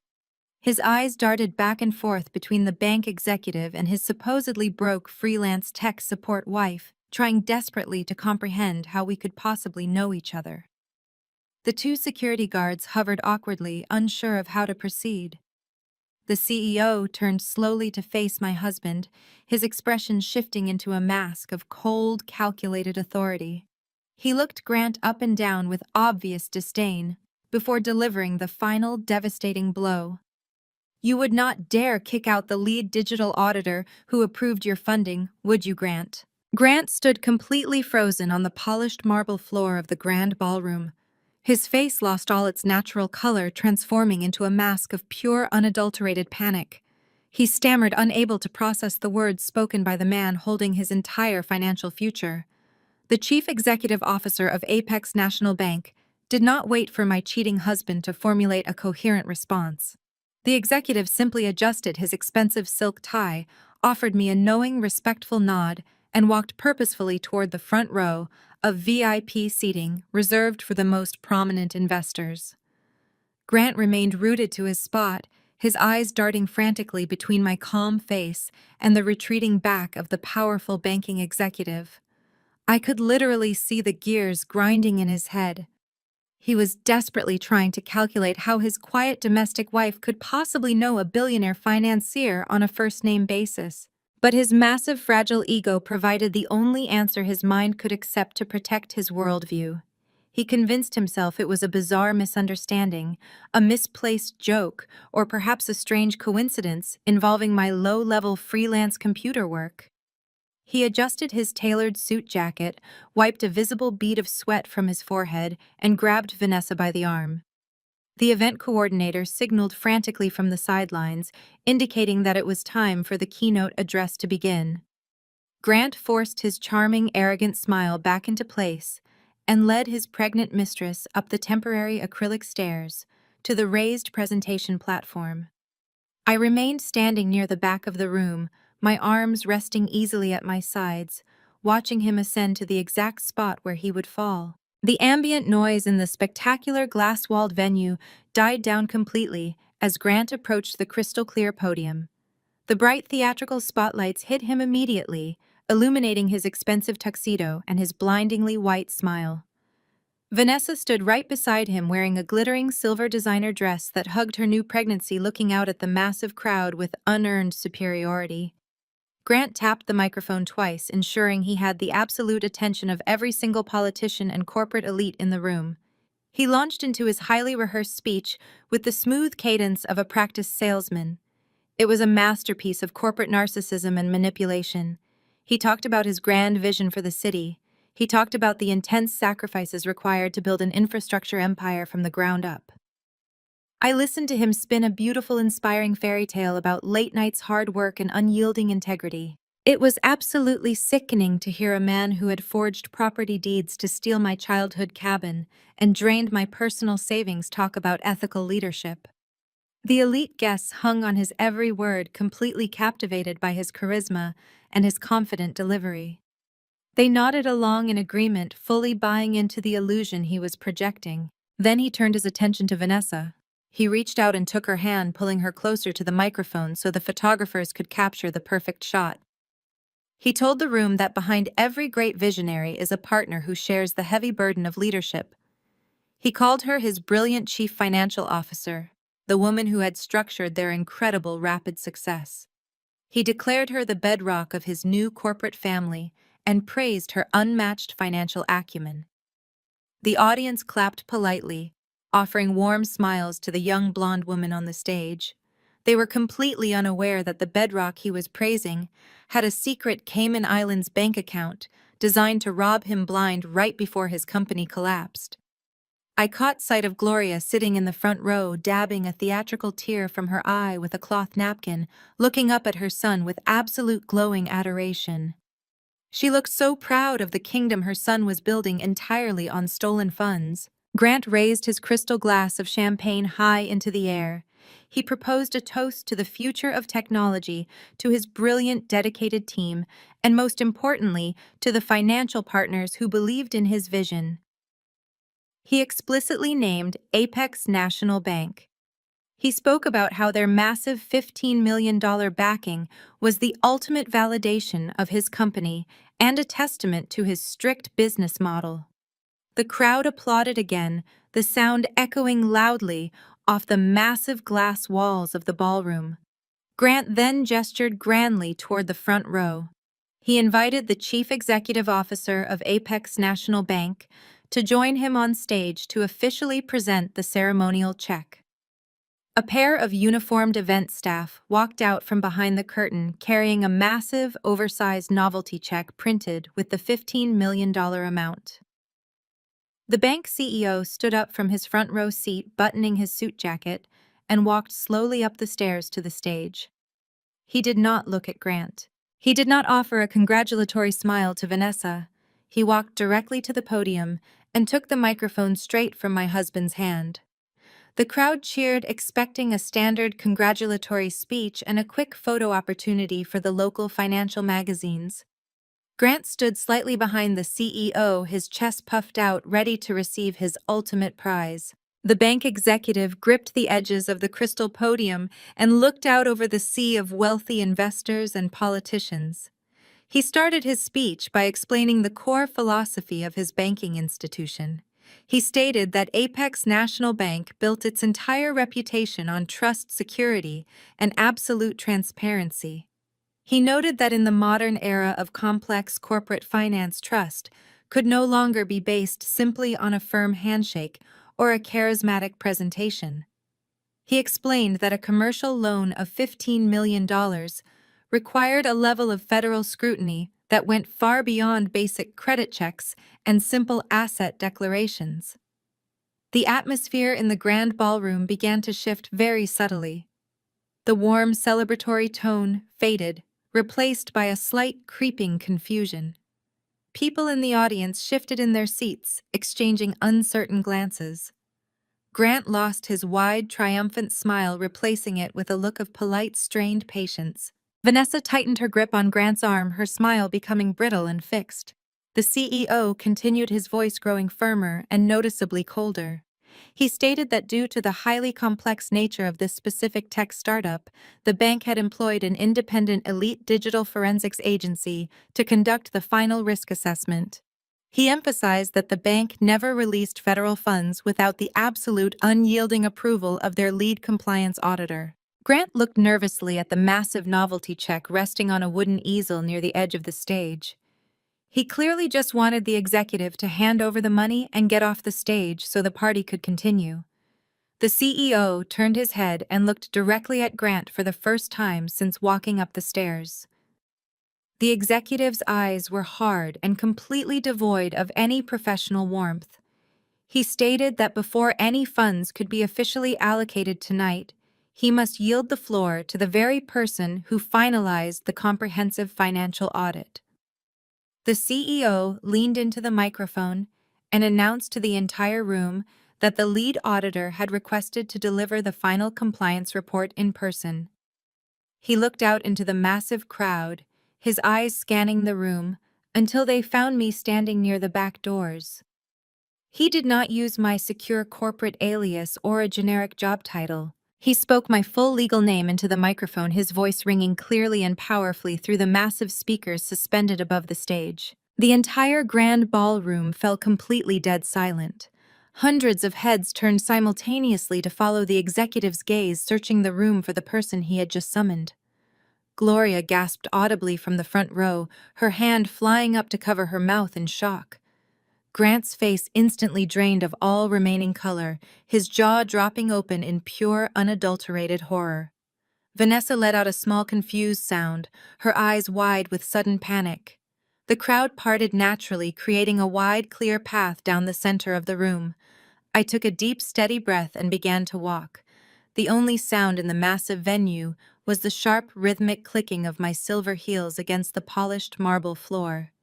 I moved with perfect, deliberate posture, the heavy silk of my crimson gown flowing behind me like liquid fire. I walked past the stunned politicians, past the whispering investors, and past my horrified mother-in-law.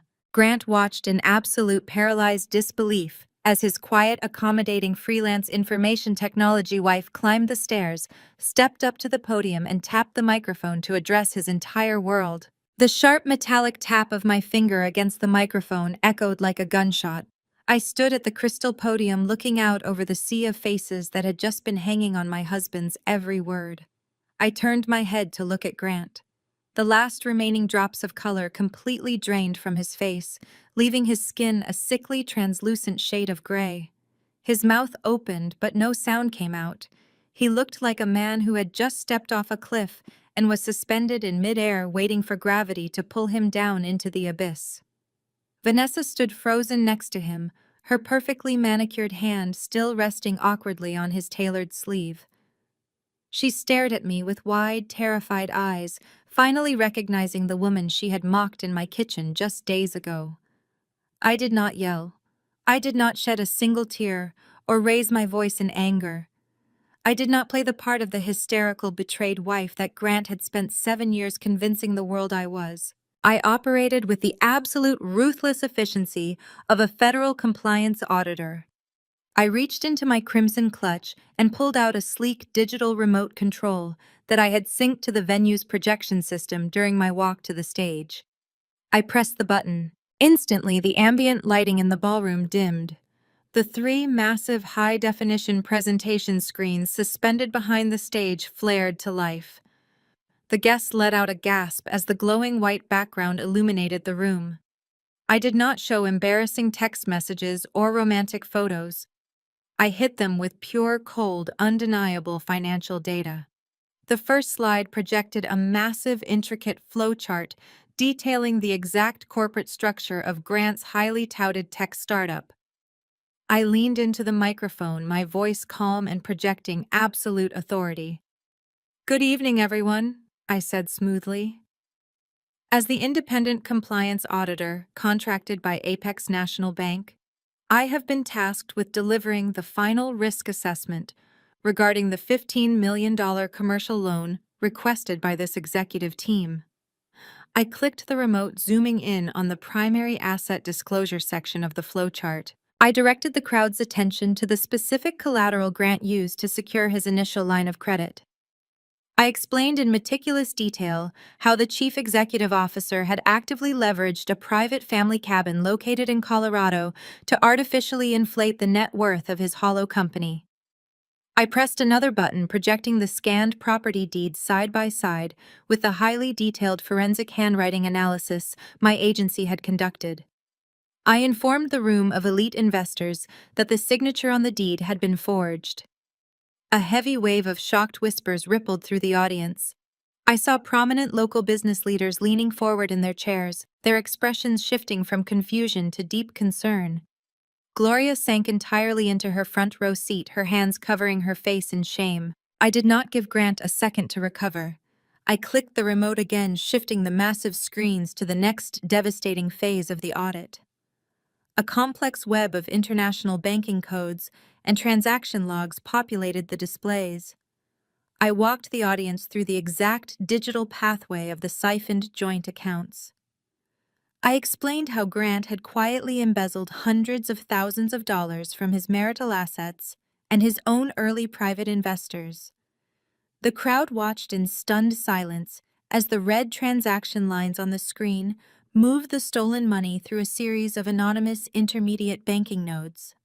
I explained the mechanics of a classic Ponzi scheme, detailing exactly how the man standing on the stage was desperately using new private investments to pay off old aggressive creditors while his company produced absolutely zero viable technology. I watched the faces of the wealthy investors completely drop. Several men in expensive suits immediately pulled out their cell phones, their faces tight with fury, realizing they had been personally defrauded by the man they drank champagne with 20 minutes ago. But I was not finished dismantling their empire.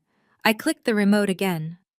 The massive screens shifted to display the offshore banking records of the V Horizon Shell Company. I highlighted the exact route of the embezzled funds flowing directly into the corporate entity established in the Bahamas. I turned my head to look at Vanessa, who was visibly shaking on the stage, her designer dress catching the harsh light of the projectors. I explained to the captivated ballroom that the chief financial officer standing before them had utilized those stolen corporate funds to finalize a massive cash down payment on a $1.2 million luxury beachfront condo.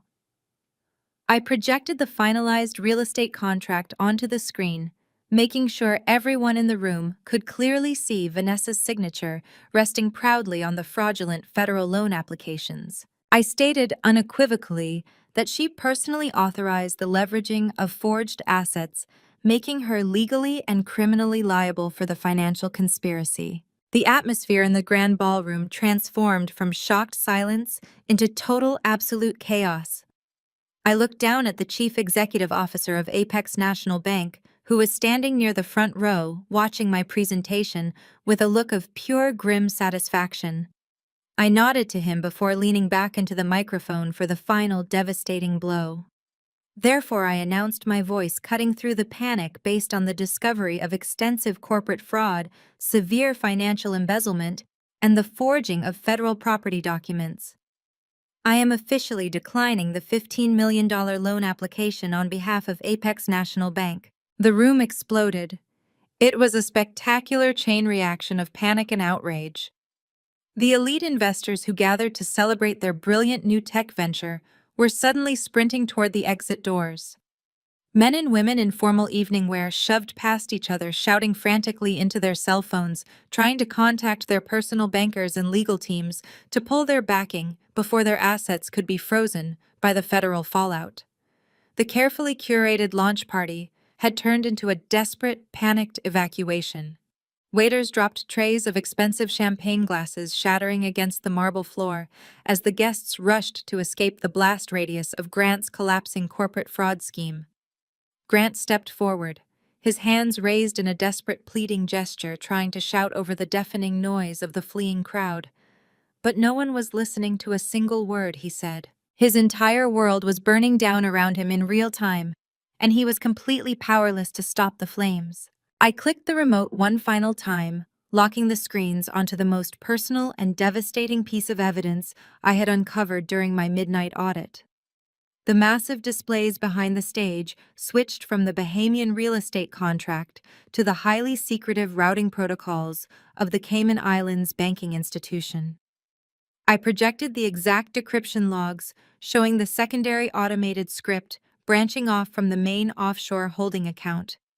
I highlighted the precise numeric value, proving that exactly 10% of every single stolen dollar had been quietly siphoned away into a completely separate, heavily obscured private account.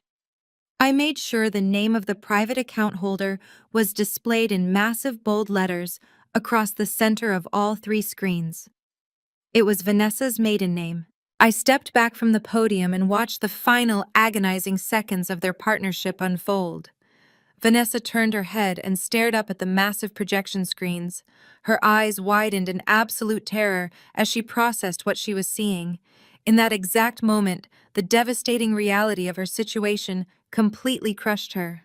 She realized that her beautiful $1 million luxury condo in the Bahamas had been purchased with stolen embezzled money that was now going to be immediately seized by the federal government. She realized that she had proudly signed her own name to fraudulent loan applications, making her the primary target for the incoming federal indictment. And most importantly, she realized that her secret private Cayman Islands skimming account, her ultimate golden parachute, had just been exposed to the entire world, including the man she was currently stealing from. Grant turned around to look at the screens following Vanessa's terrified gaze. He read the transaction logs detailing the 10% skimming operation. His face contorted with a mixture of absolute confusion and deep violent betrayal, as he realized his beautiful compliant mistress had been actively robbing him blind while helping him steal from his wife. He spun back around to face Vanessa, his mouth opening to demand an explanation for the secret offshore account. But Vanessa did not give him the chance to speak. The sheer panic and the realization that her life was entirely over broke her completely. She turned on Grant right there on the stage. She raised her hand and slapped him across the face with incredible force that the sharp cracking sound echoed over the microphone. The sharp crack of flesh striking flesh hung in the air for a second before the remaining crowd erupted into loud gasps.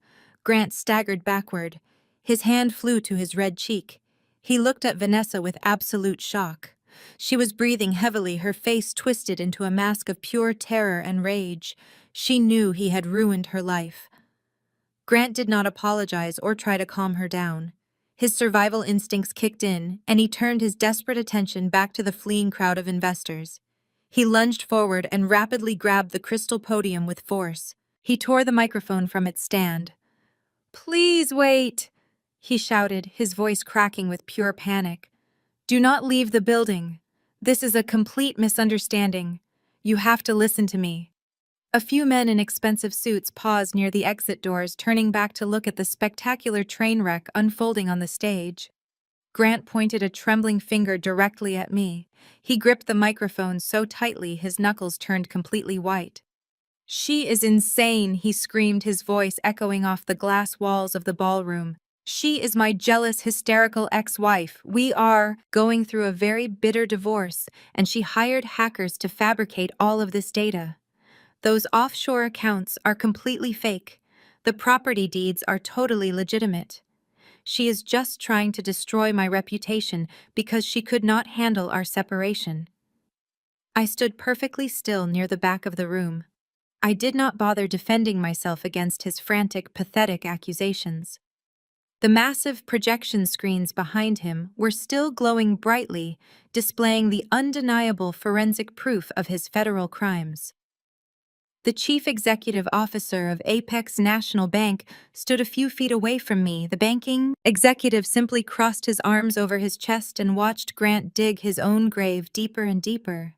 "Please," Grant begged, his voice dropping into a whiny, desperate plea. "The funding is secure. We are building the future of commercial technology. You cannot let a crazy woman with a laptop ruin everything we have worked for. Give me 10 minutes to prove those documents are completely falsified." The few investors who had paused at the doors simply shook their heads in absolute disgust. They turned their backs on him and walked out into the cool night air, leaving Grant completely exposed. He was losing his audience and his empire was dissolving into dust. He looked around the rapidly emptying ballroom, his eyes wide and frantic like a trapped animal searching for a way out. He dropped the microphone onto the stage where it produced a loud, sharp feedback whine. He turned to Vanessa, grabbing her arm and pulling her toward the side stairs of the stage. He was going to make a run for it. He still had those two first-class one-way tickets to the Maldives, and he thought he could slip out the back service exit before anyone could stop him. But he was completely out of time.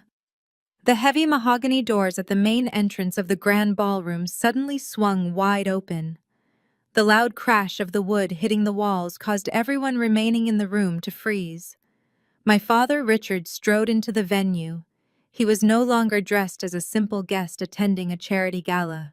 He wore a dark suit and carried the absolute, undeniable authority of a man who had spent 30 years hunting financial criminals. Marching in perfect synchronization right behind my father were 3 federal agents from the White-Collar Crime Division of the Federal Bureau of Investigation. They wore dark tactical windbreakers with large yellow letters printed across their backs. Their faces were carved from stone. They moved with terrifying, lethal efficiency.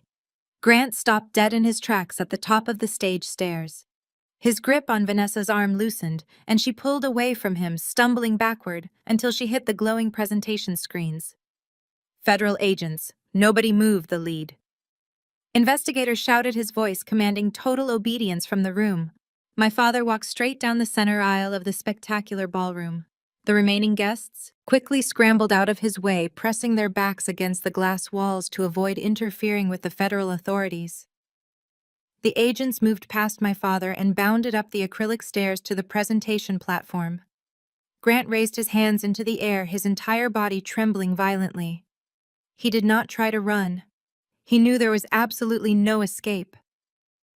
The lead federal agent grabbed Grant's arm, twisted it forcefully behind his back, and slammed him face first against the crystal podium he had been proudly standing behind just 10 minutes ago. Grant Alexander, the agent, barked, pulling a pair of heavy steel handcuffs from his tactical belt. "You are under arrest for severe federal wire fraud, corporate embezzlement, and the forging of federal lending documents. You have the right to remain silent. Anything you say can and will be used against you in a court of law." The sharp, metallic clicking sound of the handcuffs locking tightly around my husband's wrists was the most beautiful music I had ever heard in my entire life. Grant squeezed his eyes shut, his face pressed against the cold acrylic of the podium. He looked absolutely pathetic. The arrogant, charismatic corporate visionary was completely gone. He was nothing more than a common thief caught in a trap he had built with his own greedy hands. As the agents pulled Grant upright and read him the rest of his rights, a loud, piercing shriek shattered the silence of the ballroom. Gloria, Grant's mother, pushed her way through the stunned crowd of onlookers. Her designer dress was wrinkled, and her expensive pearl necklace was twisted crookedly around her neck. Her face was a mask of pure, unadulterated terror. She watched in absolute horror as the federal agent secured her golden child in heavy restraints. She spun around wildly, searching the room until her eyes locked onto me, standing calmly in my crimson gown. She ran toward me, her expensive heels slipping awkwardly on the polished marble floor.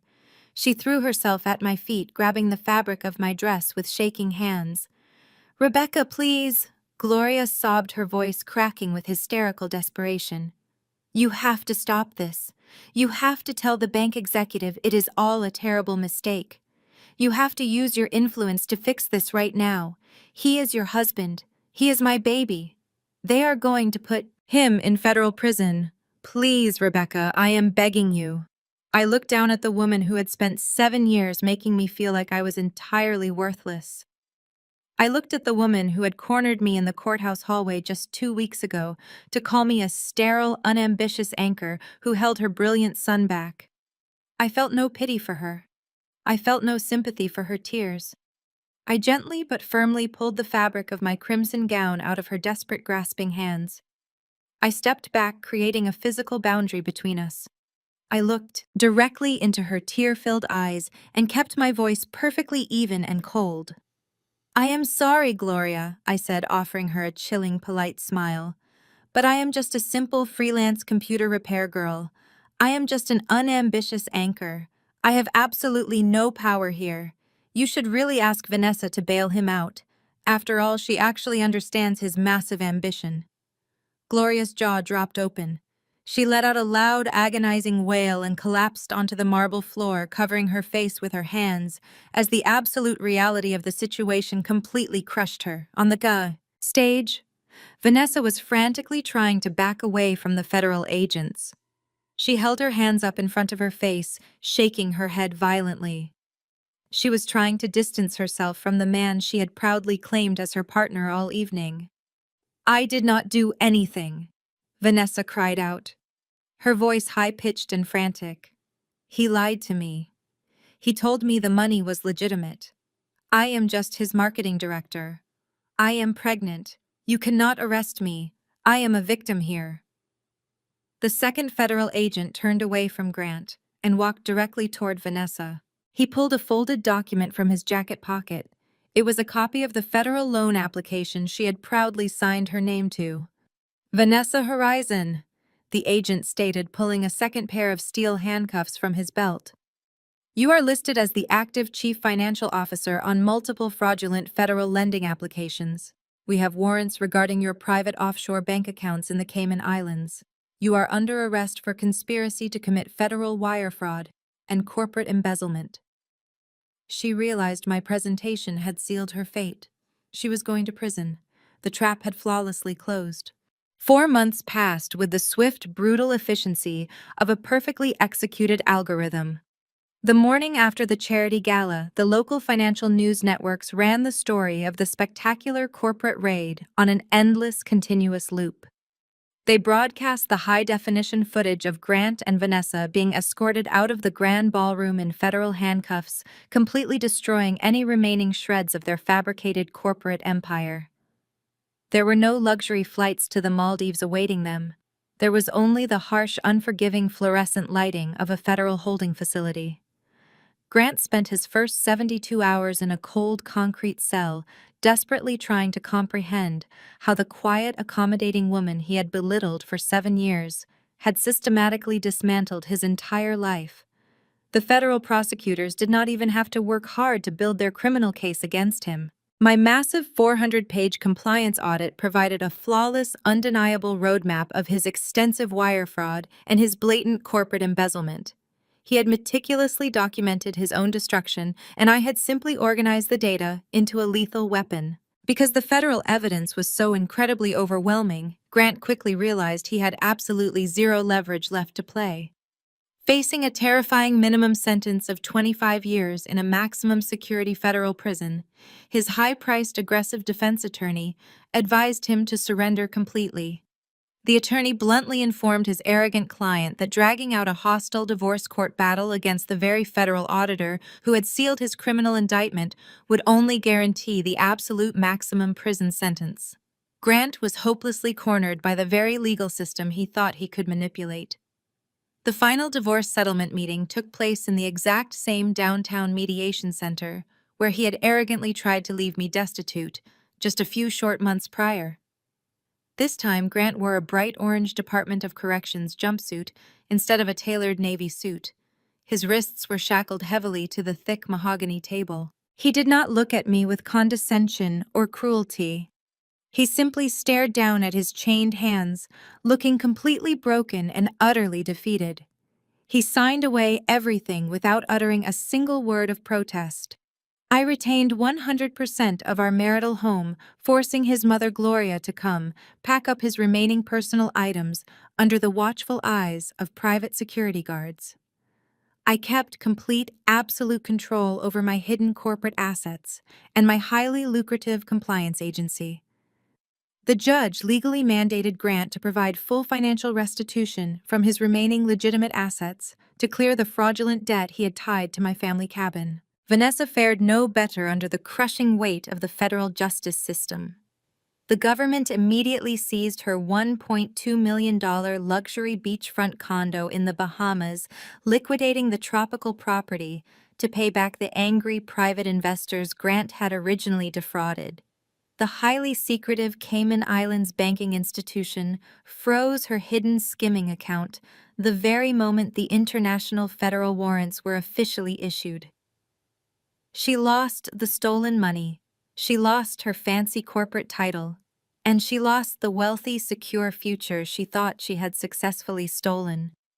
She was currently facing her own lengthy prison sentence for proudly signing those fraudulent federal loan applications just to prove a point in my kitchen. The irony of her offering me a $500 pity check was a memory that still brought a cold, satisfied smile to my face. While my former husband and his mistress awaited their formal criminal sentencing, my own professional life experienced an unprecedented stratospheric rise. The chief executive officer of Apex National Bank was so deeply impressed by my lethal digital forensics that he personally recommended my compliance agency to a vast network of elite national banking institutions across the country. The highly publicized takedown of Grant's massive corporate fraud ring served as the ultimate global advertisement for my specific set of technical skills. Financial institutions quickly realized they desperately needed a ghost in the machine who could root out deception with cold, unyielding accuracy. They wanted the auditor who brought down an empire in a crimson gown to protect their billions. Within 2 short months, my client roster completely doubled and then tripled. I moved my rapidly growing operations out of my father's kitchen and leased a spectacular high-security office space in the most expensive financial district of the city.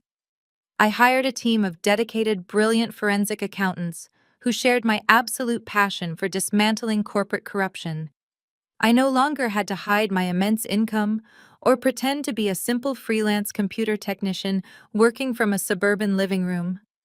I stepped fully and proudly into the bright light as the wealthy, powerful chief executive officer of my own expanding empire. The profound financial gaslighting Grant had subjected me to for 7 long years felt like a distant, fading nightmare. I was generating more legitimate revenue in a single month than his fraudulent tech startup had ever projected to make in an entire year. The timid woman who used to shrink away from marital conflict to keep the peace had been permanently replaced by a formidable executive who commanded absolute, unwavering respect in every single boardroom she entered. My father, Richard, decided to officially join my firm as a senior tactical advisor, bringing his 30 years of federal investigative experience directly to my corporate team. Working alongside him every single day brought us closer than we had ever been before. We built an impenetrable wall of digital security around our clients, ensuring that arrogant men like Grant could never again manipulate the banking system for their own greedy personal gain. The satisfaction of turning my profound personal betrayal into a highly successful crusade for absolute financial justice was sweeter than any amount of money sitting in my bank accounts. The profound justice of the entire situation settled over me on a perfectly warm summer evening in late July. I had finally taken a week off from managing my booming compliance agency to travel up to the dense pine forests of Colorado. The rustic family cabin my grandfather had built with his own 2 hands looked more beautiful and peaceful than it ever had before. Thanks to the massive court-ordered financial restitution, the fraudulent commercial liens Grant had secretly placed against the property had been completely wiped clean from the county records. The deed was entirely mine, safe, secure, and completely untouchable. I had spent the last few days restoring the wraparound wooden deck and planting fresh, bright flowers around the stone pathway leading to the front door. I sat on the newly restored wooden deck of the cabin, listening to the gentle, soothing rustling of the warm evening wind through the tall, ancient evergreen trees. The crisp mountain air smelled of fresh pine needles and the clear, rushing waters of the nearby creek. My father, Richard, and my mother, Patricia, sat in comfortable cedar lounge chairs right beside me, relaxing completely. We watched the golden, glowing sun slowly dip below the jagged, snow-capped mountain peaks, casting a brilliant, spectacular array of deep orange and vibrant purple light across the endless open sky. The quiet serenity of the isolated mountain retreat was the perfect contrast to the loud, chaotic corporate battles I fought back in the city. My father leaned over and poured a generous measure of incredibly expensive vintage red wine into my large crystal glass. The deep, ruby liquid caught the fading sunlight, reflecting the brilliant colors of the spectacular sunset. He raised his own glass and clinked it gently against mine, offering a quiet, proud smile that conveyed decades of unconditional love and deep mutual respect. We had started this incredibly difficult journey, hiding in the shadows behind a cold concrete pillar at a chaotic airport baggage claim, watching my entire world shatter into a million jagged pieces. We had finished it by burning a fraudulent kingdom straight to the ground and building a genuine, untouchable legacy right in its place. I took a slow, appreciative sip of the rich, dark wine, letting the complex, bold flavors settle smoothly on my tongue. I looked out over the vast, beautiful landscape that I had fought so fiercely to protect from a man who only knew how to destroy. The journey through deception, manipulation, and betrayal had forged me into something completely unbreakable. I was 33 years old, incredibly wealthy, wildly successful, and surrounded completely by the people who truly recognized my worth and loved me without any hidden conditions. The heavy, crushing weight of my past had vanished entirely, leaving only the bright, boundless potential of my future. I took a deep, clean breath of the fresh mountain air, feeling an overwhelming sense of profound, absolute victory. I was completely free, untouchable, and thriving in the absolute justice I had brilliantly orchestrated. It was the perfect, beautiful ending to a dangerous game they never should have tried to play.